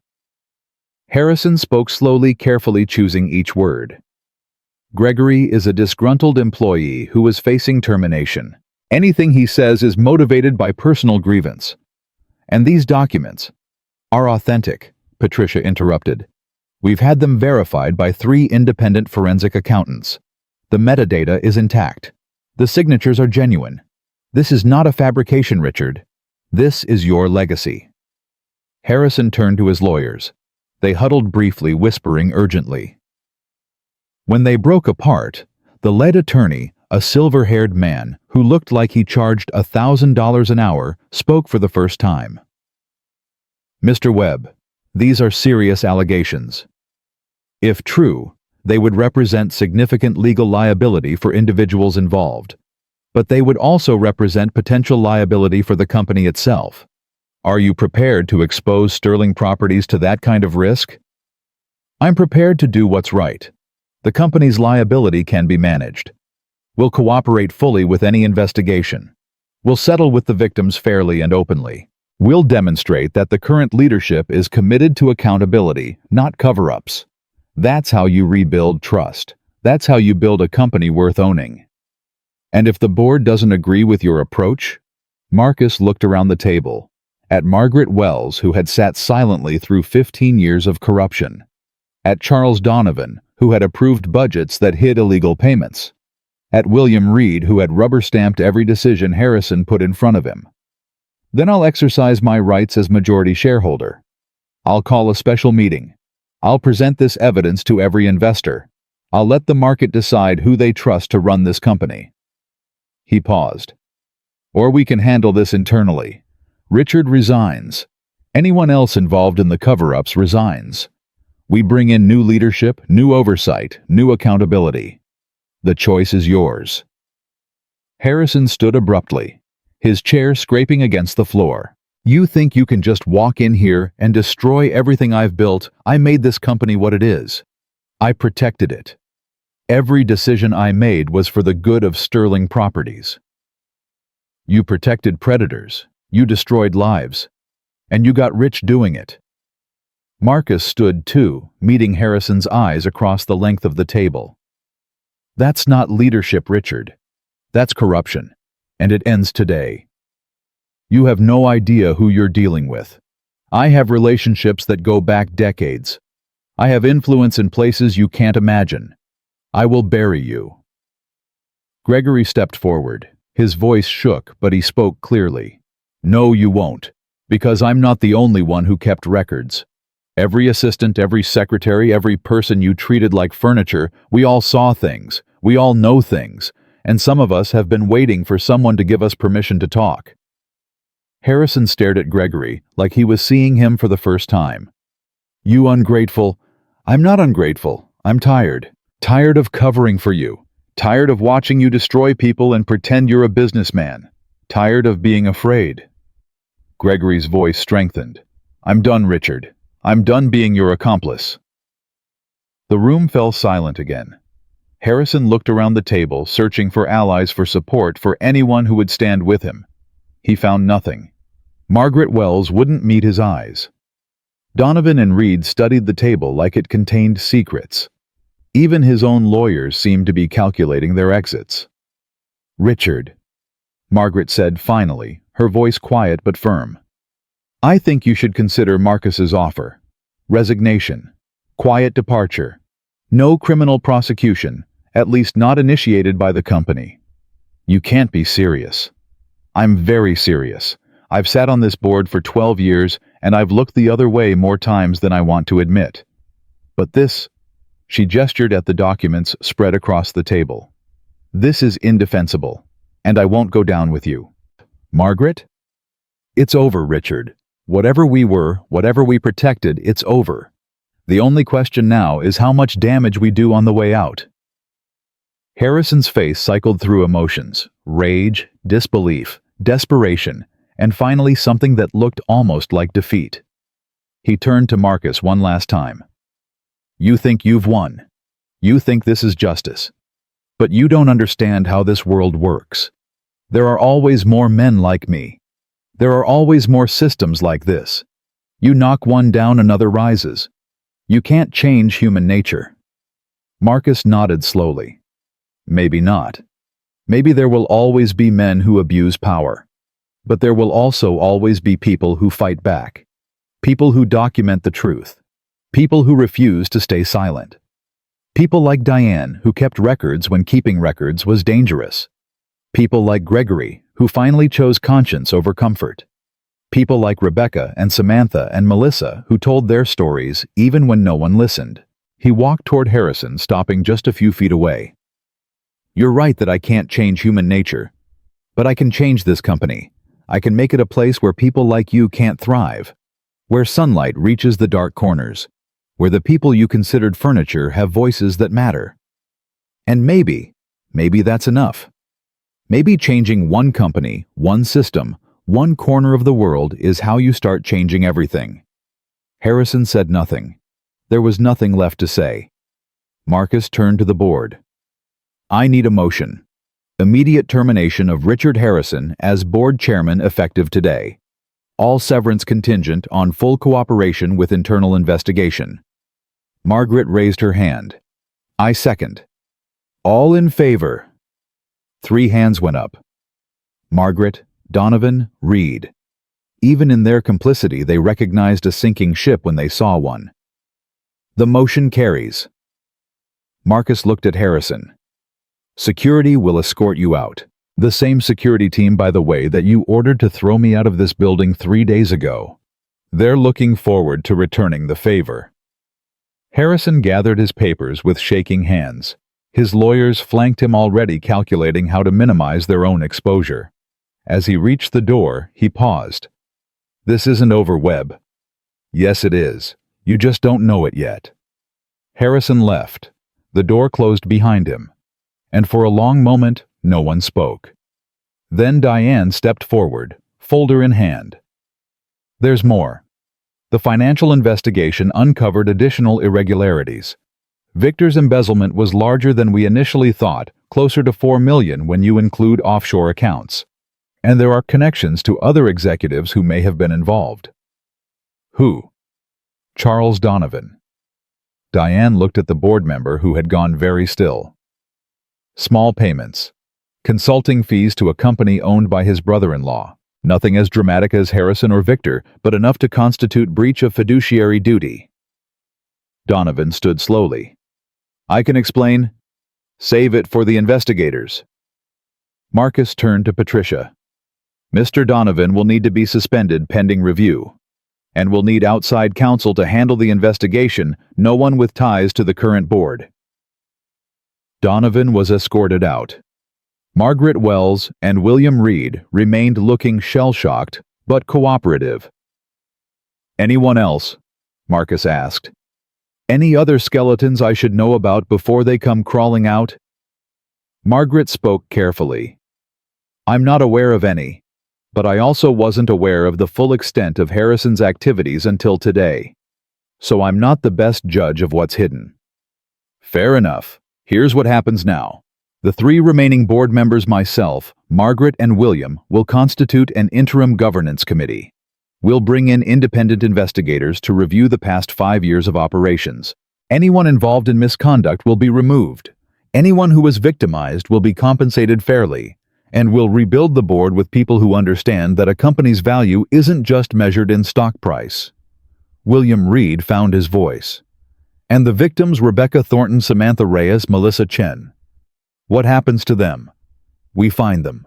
We apologize. We offer whatever compensation they need to rebuild their lives. And we tear up those NDAs. They can tell their stories if they want to. They can name names. They can have their voices back.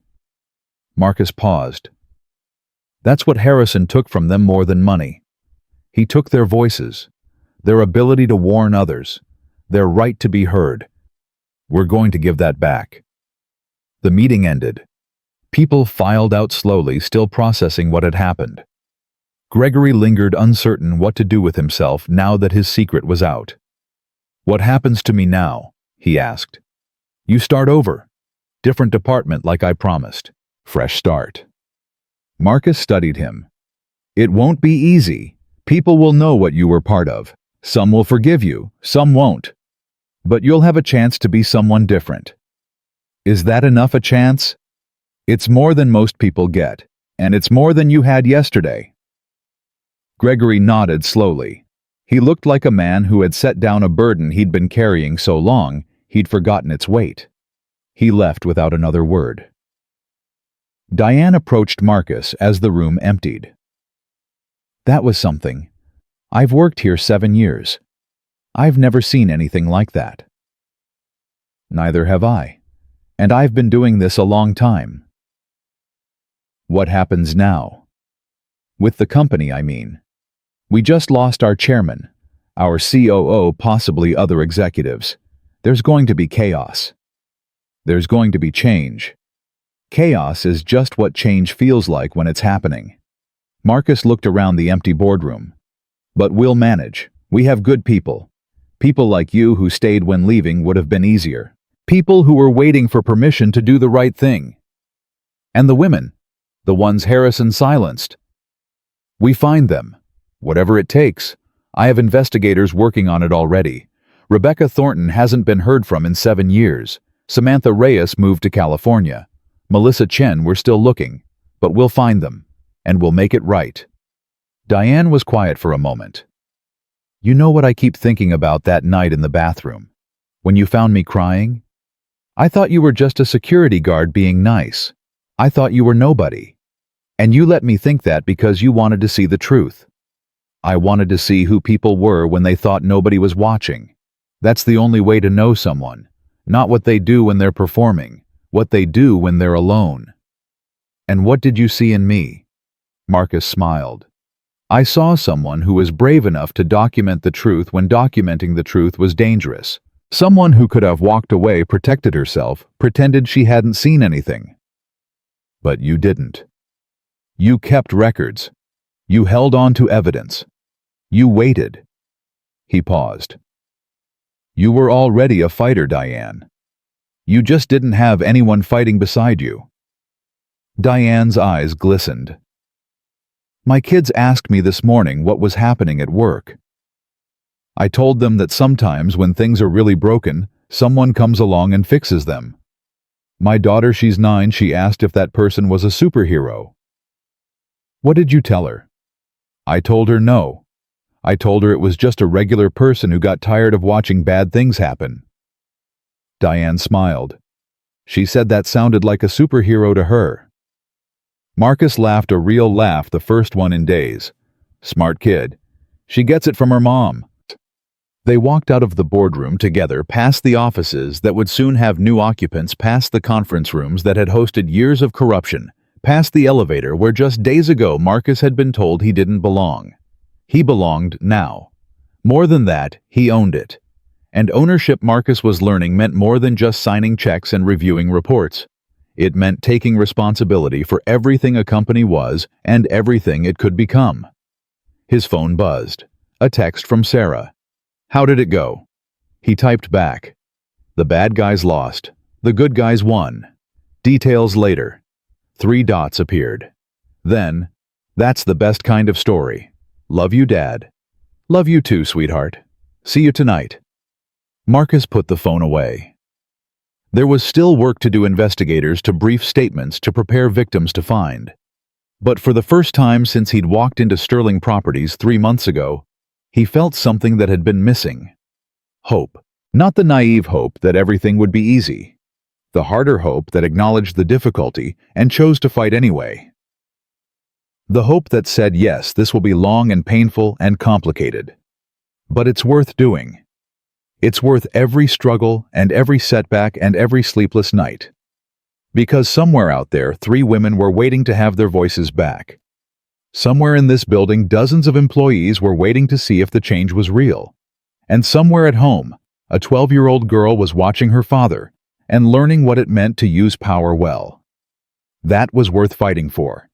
That was worth everything. Marcus walked toward his office, ready for whatever came next. 6 months changed everything. Marcus stood at the window of his office, watching the sun rise over the city, thinking about how different the view looked now compared to that first morning when he'd walked through the service entrance in his worn security uniform. The same buildings, the same streets, the same millions of people rushing to their lives. But everything had shifted like a photograph brought into focus after years of blur. His phone buzzed. A text from Patricia. "Rebecca Thornton is here. She's ready." Marcus took a deep breath. This was the moment he'd been working toward for months. Not the board meetings, not the investigations, not the restructuring. This. The chance to look someone in the eye who had been destroyed by the company he now owned and say the words that needed to be said. He walked down to the conference room on the 3rd floor, the same floor where 7 months ago a security guard named Marcus Webb had checked locks and taken notes while the people around him pretended he didn't exist. Now those same people nodded respectfully as he passed. Some smiled. A few even stopped to shake his hand. The conference room door was closed. Marcus paused outside it, gathering himself. Then he pushed it open. Rebecca Thornton sat at the table, her hands folded in front of her, her face carrying the kind of weariness that came from years of fighting battles alone. She was 42 now, 7 years older than when Victor Hartley had destroyed her career, and Harrison had buried her voice. Her hair had gone gray at the temples. Her eyes held the guarded look of someone who had learned not to trust. Beside her sat a lawyer, her own lawyer, not the company's, and across the table, Patricia Chen waited with a folder of documents. Marcus closed the door and took a seat across from Rebecca. "Ms. Thornton, thank you for coming." "I almost didn't." Rebecca's voice was steady, but Marcus could hear the effort it took to keep it that way. "When your people contacted me, I thought it was another trick. Another way to silence me. Another NDA with more threats attached." "I understand. After what you've been through, trust would be foolish." "Then why am I here?" Marcus leaned forward. "Because I want to apologize. Not on behalf of the company, though that apology is owed and will be given formally. I want to apologize personally, as the man who now owns Sterling Properties. As someone who saw what Victor Hartley and Richard Harrison did to people and chose to do something about it." Rebecca's expression didn't change. "An apology doesn't give me back 7 years. An apology doesn't rebuild my career. An apology doesn't undo the nights I spent wondering if I was crazy for thinking what happened to me was wrong. No, it doesn't. And nothing I can offer will be enough. I know that." Marcus opened the folder in front of him. "But I want to try anyway. Here's what we're proposing." He slid the documents across the table. Rebecca's lawyer picked them up, scanning quickly.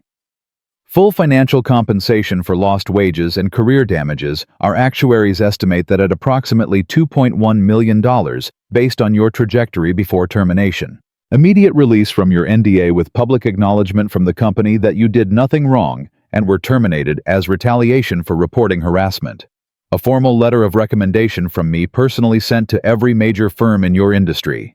And if you wanted, only if you wanted a position at Sterling Properties at a senior level with full autonomy and protection." Rebecca stared at the documents. Her lawyer whispered something in her ear. She shook her head slightly. "You think money fixes this? No, I think money is the minimum. The baseline. What you're owed by any measure of fairness." Marcus paused. But I also think there's something else you're owed that money can't buy. The right to tell your story. Publicly. Without fear. What do you mean? I mean that next week Sterling Properties is holding a press conference. We're announcing the results of our internal investigation. The crimes that were committed. The people who were responsible. And if you're willing, only if you're willing, I want you to speak. I want you to stand in front of cameras and tell the world what happened to you. Not as a victim. As a survivor. As someone who was silenced and is now choosing to be heard. Rebecca's hands trembled slightly.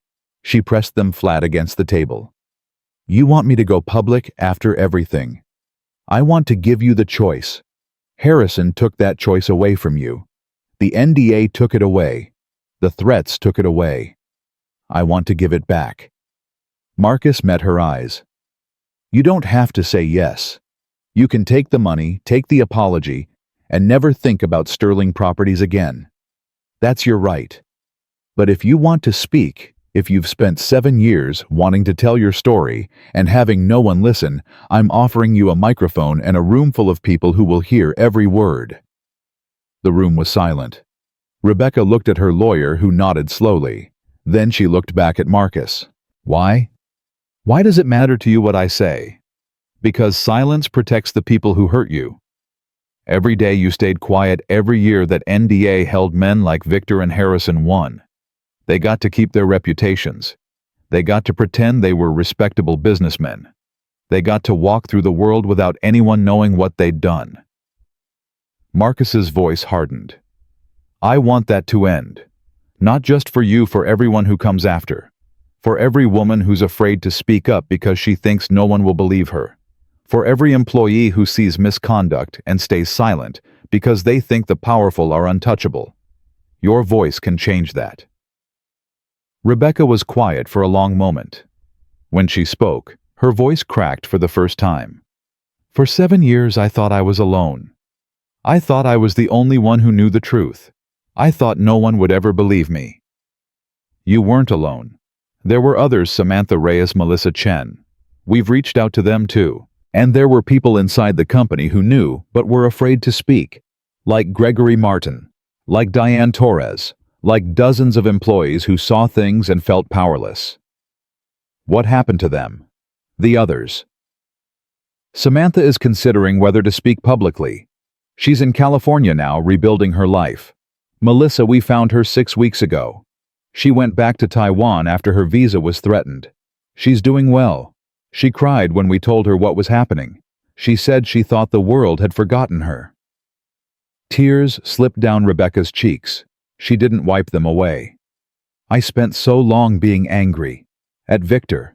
At Harrison. At myself for not being stronger, for not fighting harder. I thought anger was all I had left. Anger is fuel. It kept you going when nothing else could. But it doesn't have to be everything. You can have something else now. You can have justice. Rebecca took the documents from her lawyer. She looked at them for a long time. The numbers, the terms, the formal language that represented 7 years of stolen life reduced to paper. Then she looked at Marcus. I'll speak. At your press conference, I'll tell everyone what happened. She paused. But I want one more thing. Name it. I want to meet Gregory Martin, the man who processed my termination, the man who helped destroy my career. Her voice steadied. I want to look him in the eye and hear him say he's sorry. Not a corporate apology, a real one, from the person who actually did it. Marcus nodded. I'll arrange it. Today if you want. Today. The meeting ended. Rebecca and her lawyer left to review the documents more carefully. Patricia lingered, watching Marcus with an expression he couldn't quite read. That was something, she said. It was necessary. Most CEOs would have let the lawyers handle it. Settlement check, signed release, everyone moves on. I'm not most CEOs, and this isn't about moving on. It's about moving forward. There's a difference. Patricia smiled, rare, genuine, the kind of smile she reserved for moments when Marcus exceeded her already high expectations.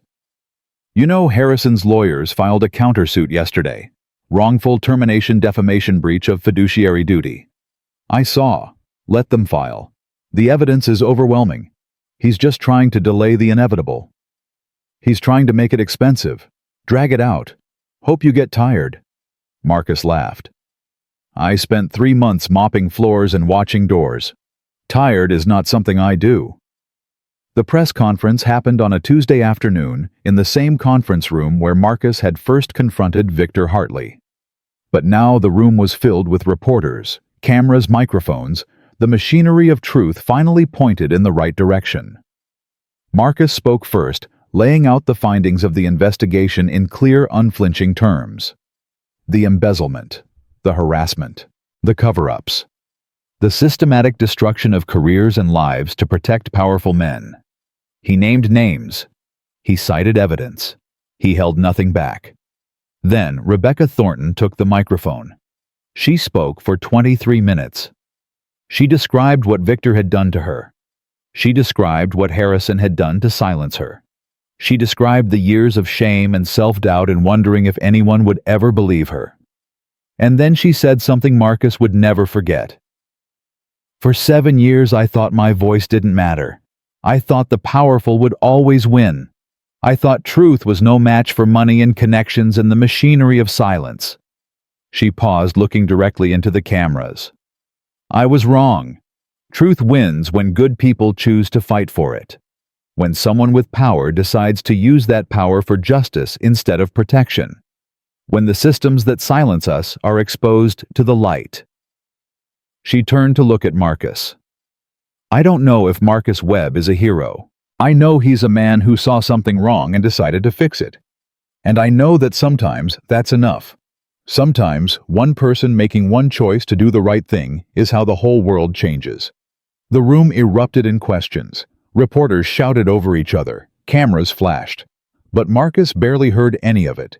He was watching Rebecca, watching the way she stood straight for the first time in years, watching the way her voice carried without trembling, watching the way 7 years of silence transformed into something powerful and permanent. This was why he'd done it. Not for revenge, not for ego. For this moment when a woman who had been destroyed by his company could stand in front of the world and reclaim her voice. That evening, Marcus went home to Sarah. She was waiting at the door, as she always was, with her mother's eyes and her father's stubbornness, and a heart that had survived surgeries and scares and everything life had thrown at her. I watched the press conference, she said. The whole thing. And Rebecca Thornton is my new hero. Sarah hugged him fiercely. You did good, Dad. I did what was right. Same thing. They had dinner together, pizza Sarah's choice as always, and talked about everything and nothing. School, friends, the book Sarah was reading. Normal life, continuing normally even as the world outside grappled with the revelations of the day. After Sarah went to bed, Marcus sat alone in his study, looking at the photo of Maria on his desk. 8 years gone. 8 years of missing her every single day. I hope I made you proud, he said quietly. I hope this is what you meant when you told me to use my power for something real. No answer. There never was. But somehow Marcus felt her presence not ghostly or mystical, just the memory of who she'd been, what she'd believed in, why she'd loved him. His phone buzzed. A text from Diane. Tomorrow's leadership meeting is confirmed. The new org chart is ready for review. And Marcus, thank you for everything. Marcus typed back, thank you for staying, for fighting, for being one of the good ones. He set down the phone and looked out the window at the city lights, millions of lives moving through millions of stories. 1 year later, Sterling Properties was unrecognizable. The board had been reconstituted with new members, diverse, independent, committed to the kind of oversight that Harrison had spent 15 years dismantling. The leadership team reflected the full diversity of the workforce. The advancement program that had once featured only white male faces now showed people of every background rising through the ranks. Diane Torres had transformed the finance department, implementing systems that made corruption nearly impossible and transparency the default. She'd been named CFO of the Year by 3 different industry publications. Gregory Martin had found redemption in unexpected ways. He'd become an advocate for whistleblower protection, speaking at conferences about the psychology of complicity and the courage required to break free from corrupt systems. Rebecca Thornton had written a book. It became a bestseller. She'd started a foundation supporting women who had been silenced by powerful men, funding legal fees and providing resources for those who wanted to tell their stories. And Marcus Webb had become something he'd never expected to be a symbol. Not because he wanted it, not because he sought it, but because sometimes the world needs someone to point to and say this is what power can look like when it's used for good. He stood at the podium at Sterling Properties' annual shareholder meeting, looking out at faces that no longer feared him, faces that trusted him, believed in him, followed him because he'd earned it. 3 years ago, he began, I walked into this building through the service entrance. I wore a security uniform. I earned $12 an hour. And I watched. The room was silent, attentive. I watched how this company treated people it considered unimportant. I watched harassment go unreported. I watched racism go unchallenged. I watched talented people get crushed under a system designed to keep them small. He paused. And then I decided to do something about it. The people who hurt others are gone now. The systems that protected them have been dismantled. The voices that were silenced have been heard. Marcus looked around the room. But this isn't a victory speech, because the work is never done. There will always be someone trying to abuse power. There will always be systems that protect the powerful at the expense of the vulnerable. The fight for justice isn't something you win once and then stop. It's something you commit to every day for the rest of your life. He thought about Sarah, now 13, sitting in the front row, watching her father with proud eyes. He thought about Maria, gone, but never forgotten her voice, still guiding him in moments of doubt. He thought about Rebecca and Samantha and Melissa, their stories, now part of the public record, their voices reclaimed and powerful. He thought about Diane and Gregory and Patricia and all the people who had chosen to fight alongside him when fighting was hard. I'm often asked what I learned from my time as a security guard, Marcus continued. I learned that the true measure of a person isn't how they treat their equals. It's how they treat people they think can't do anything for them. The janitor, the receptionist, the security guard checking badges in the lobby. If you want to know who someone really is, watch how they treat the people they consider beneath them. He straightened his shoulders. I'm not beneath anyone. Neither are you. Neither is the person who cleans your office or serves your coffee or guards your door. We are all worthy of dignity. We are all capable of greatness. And any system that tells us otherwise, any company, any institution, any leader who tries to make us feel small, deserves to be challenged.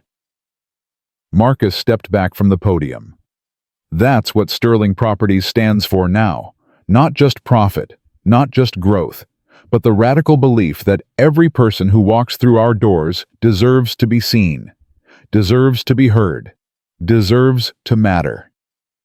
The applause started slowly, then built into something thunderous. Marcus looked at Sarah, who was clapping with tears streaming down her face. He looked at Diane, who nodded with quiet pride. He looked at the security guards standing at the back of the room, guards who now earned fair wages and received full benefits and knew that their CEO had once worn the same uniform they wore. He thought about that cold February morning 3 years ago when he'd walked through the service entrance with worn shoes and a plan nobody knew about. He thought about Derek Collins shoving him, Victor Hartley dismissing him, Harrison plotting against him. He thought about every person who had looked at him and seen nothing. They saw him now. That night, Marcus and Sarah sat on the roof of their building watching the stars emerge over the city. "Dad," Sarah said, "do you ever regret it? Pretending to be a security guard? All those months of people treating you badly?" Marcus considered the question. No, not for a second. Why? Because I learned something I couldn't have learned any other way. I learned that dignity doesn't come from titles or money or power. It comes from how you carry yourself, how you treat others, how you respond when the world tries to make you small. He looked at his daughter. I walked into that building in a worn uniform and they told me I didn't belong. They were wrong. I belonged more than they did. Because belonging isn't about what you wear or what you own. It's about what you stand for. Sarah leaned her head against his shoulder. Mom would be proud of you. I hope so. I know so. She used to tell me that the measure of a person is what they do with their power. She said most people use power to protect themselves. The rare ones use it to protect others. Sarah looked up at him. You're one of the rare ones, Dad. Marcus felt his throat tighten. 8 years without Maria. 8 years of trying to live up to her memory, her values, her belief in what he could become. Thank you, sweetheart. That means more than you know. They sat in comfortable silence, father and daughter, watching the city lights flicker below them. Somewhere out there, people were fighting their own battles, facing their own Victors and Harrisons and Derricks. Some would win, some would lose. But maybe Marcus thought some of them would remember his story. Would remember that a man in a security uniform had walked into his own company and been told to leave. Would remember that he'd stayed anyway, fought anyway, won anyway. And maybe that would give them courage. Maybe that was the real legacy, not the company he'd transformed, not the money he'd made, not the villains he'd defeated, but the permission he'd given to others to believe that change was possible, that the powerful could be held accountable, that dignity could triumph over discrimination. Dad, Sarah said quietly, what happens now? Marcus looked at the city, his world, his responsibility. Now we keep going. We keep building. We keep fighting for the people who can't fight for themselves. We make Sterling Properties a place where nobody ever feels invisible again. He squeezed his daughter's hand. And we go home because you have school tomorrow and I have meetings and life goes on. Sarah laughed. Way to ruin the moment. That's what dads do. They stood and walked toward the elevator together. Behind them, the city glowed with millions of lights, millions of stories, millions of possibilities. Marcus Webb had walked into his own company and they had told him to leave. He had stayed. He had fought. He had won. And in winning, he had proven something that mattered more than any victory. That sometimes the most powerful person in the room is the one everyone underestimated, that sometimes justice arrives wearing a security uniform, and that sometimes when you refuse to be invisible, you become impossible to ignore. The elevator doors closed, and Marcus Webb went home to the life he'd built, the daughter he loved, and the work that was never truly finished. Because changing the world isn't a single act of courage.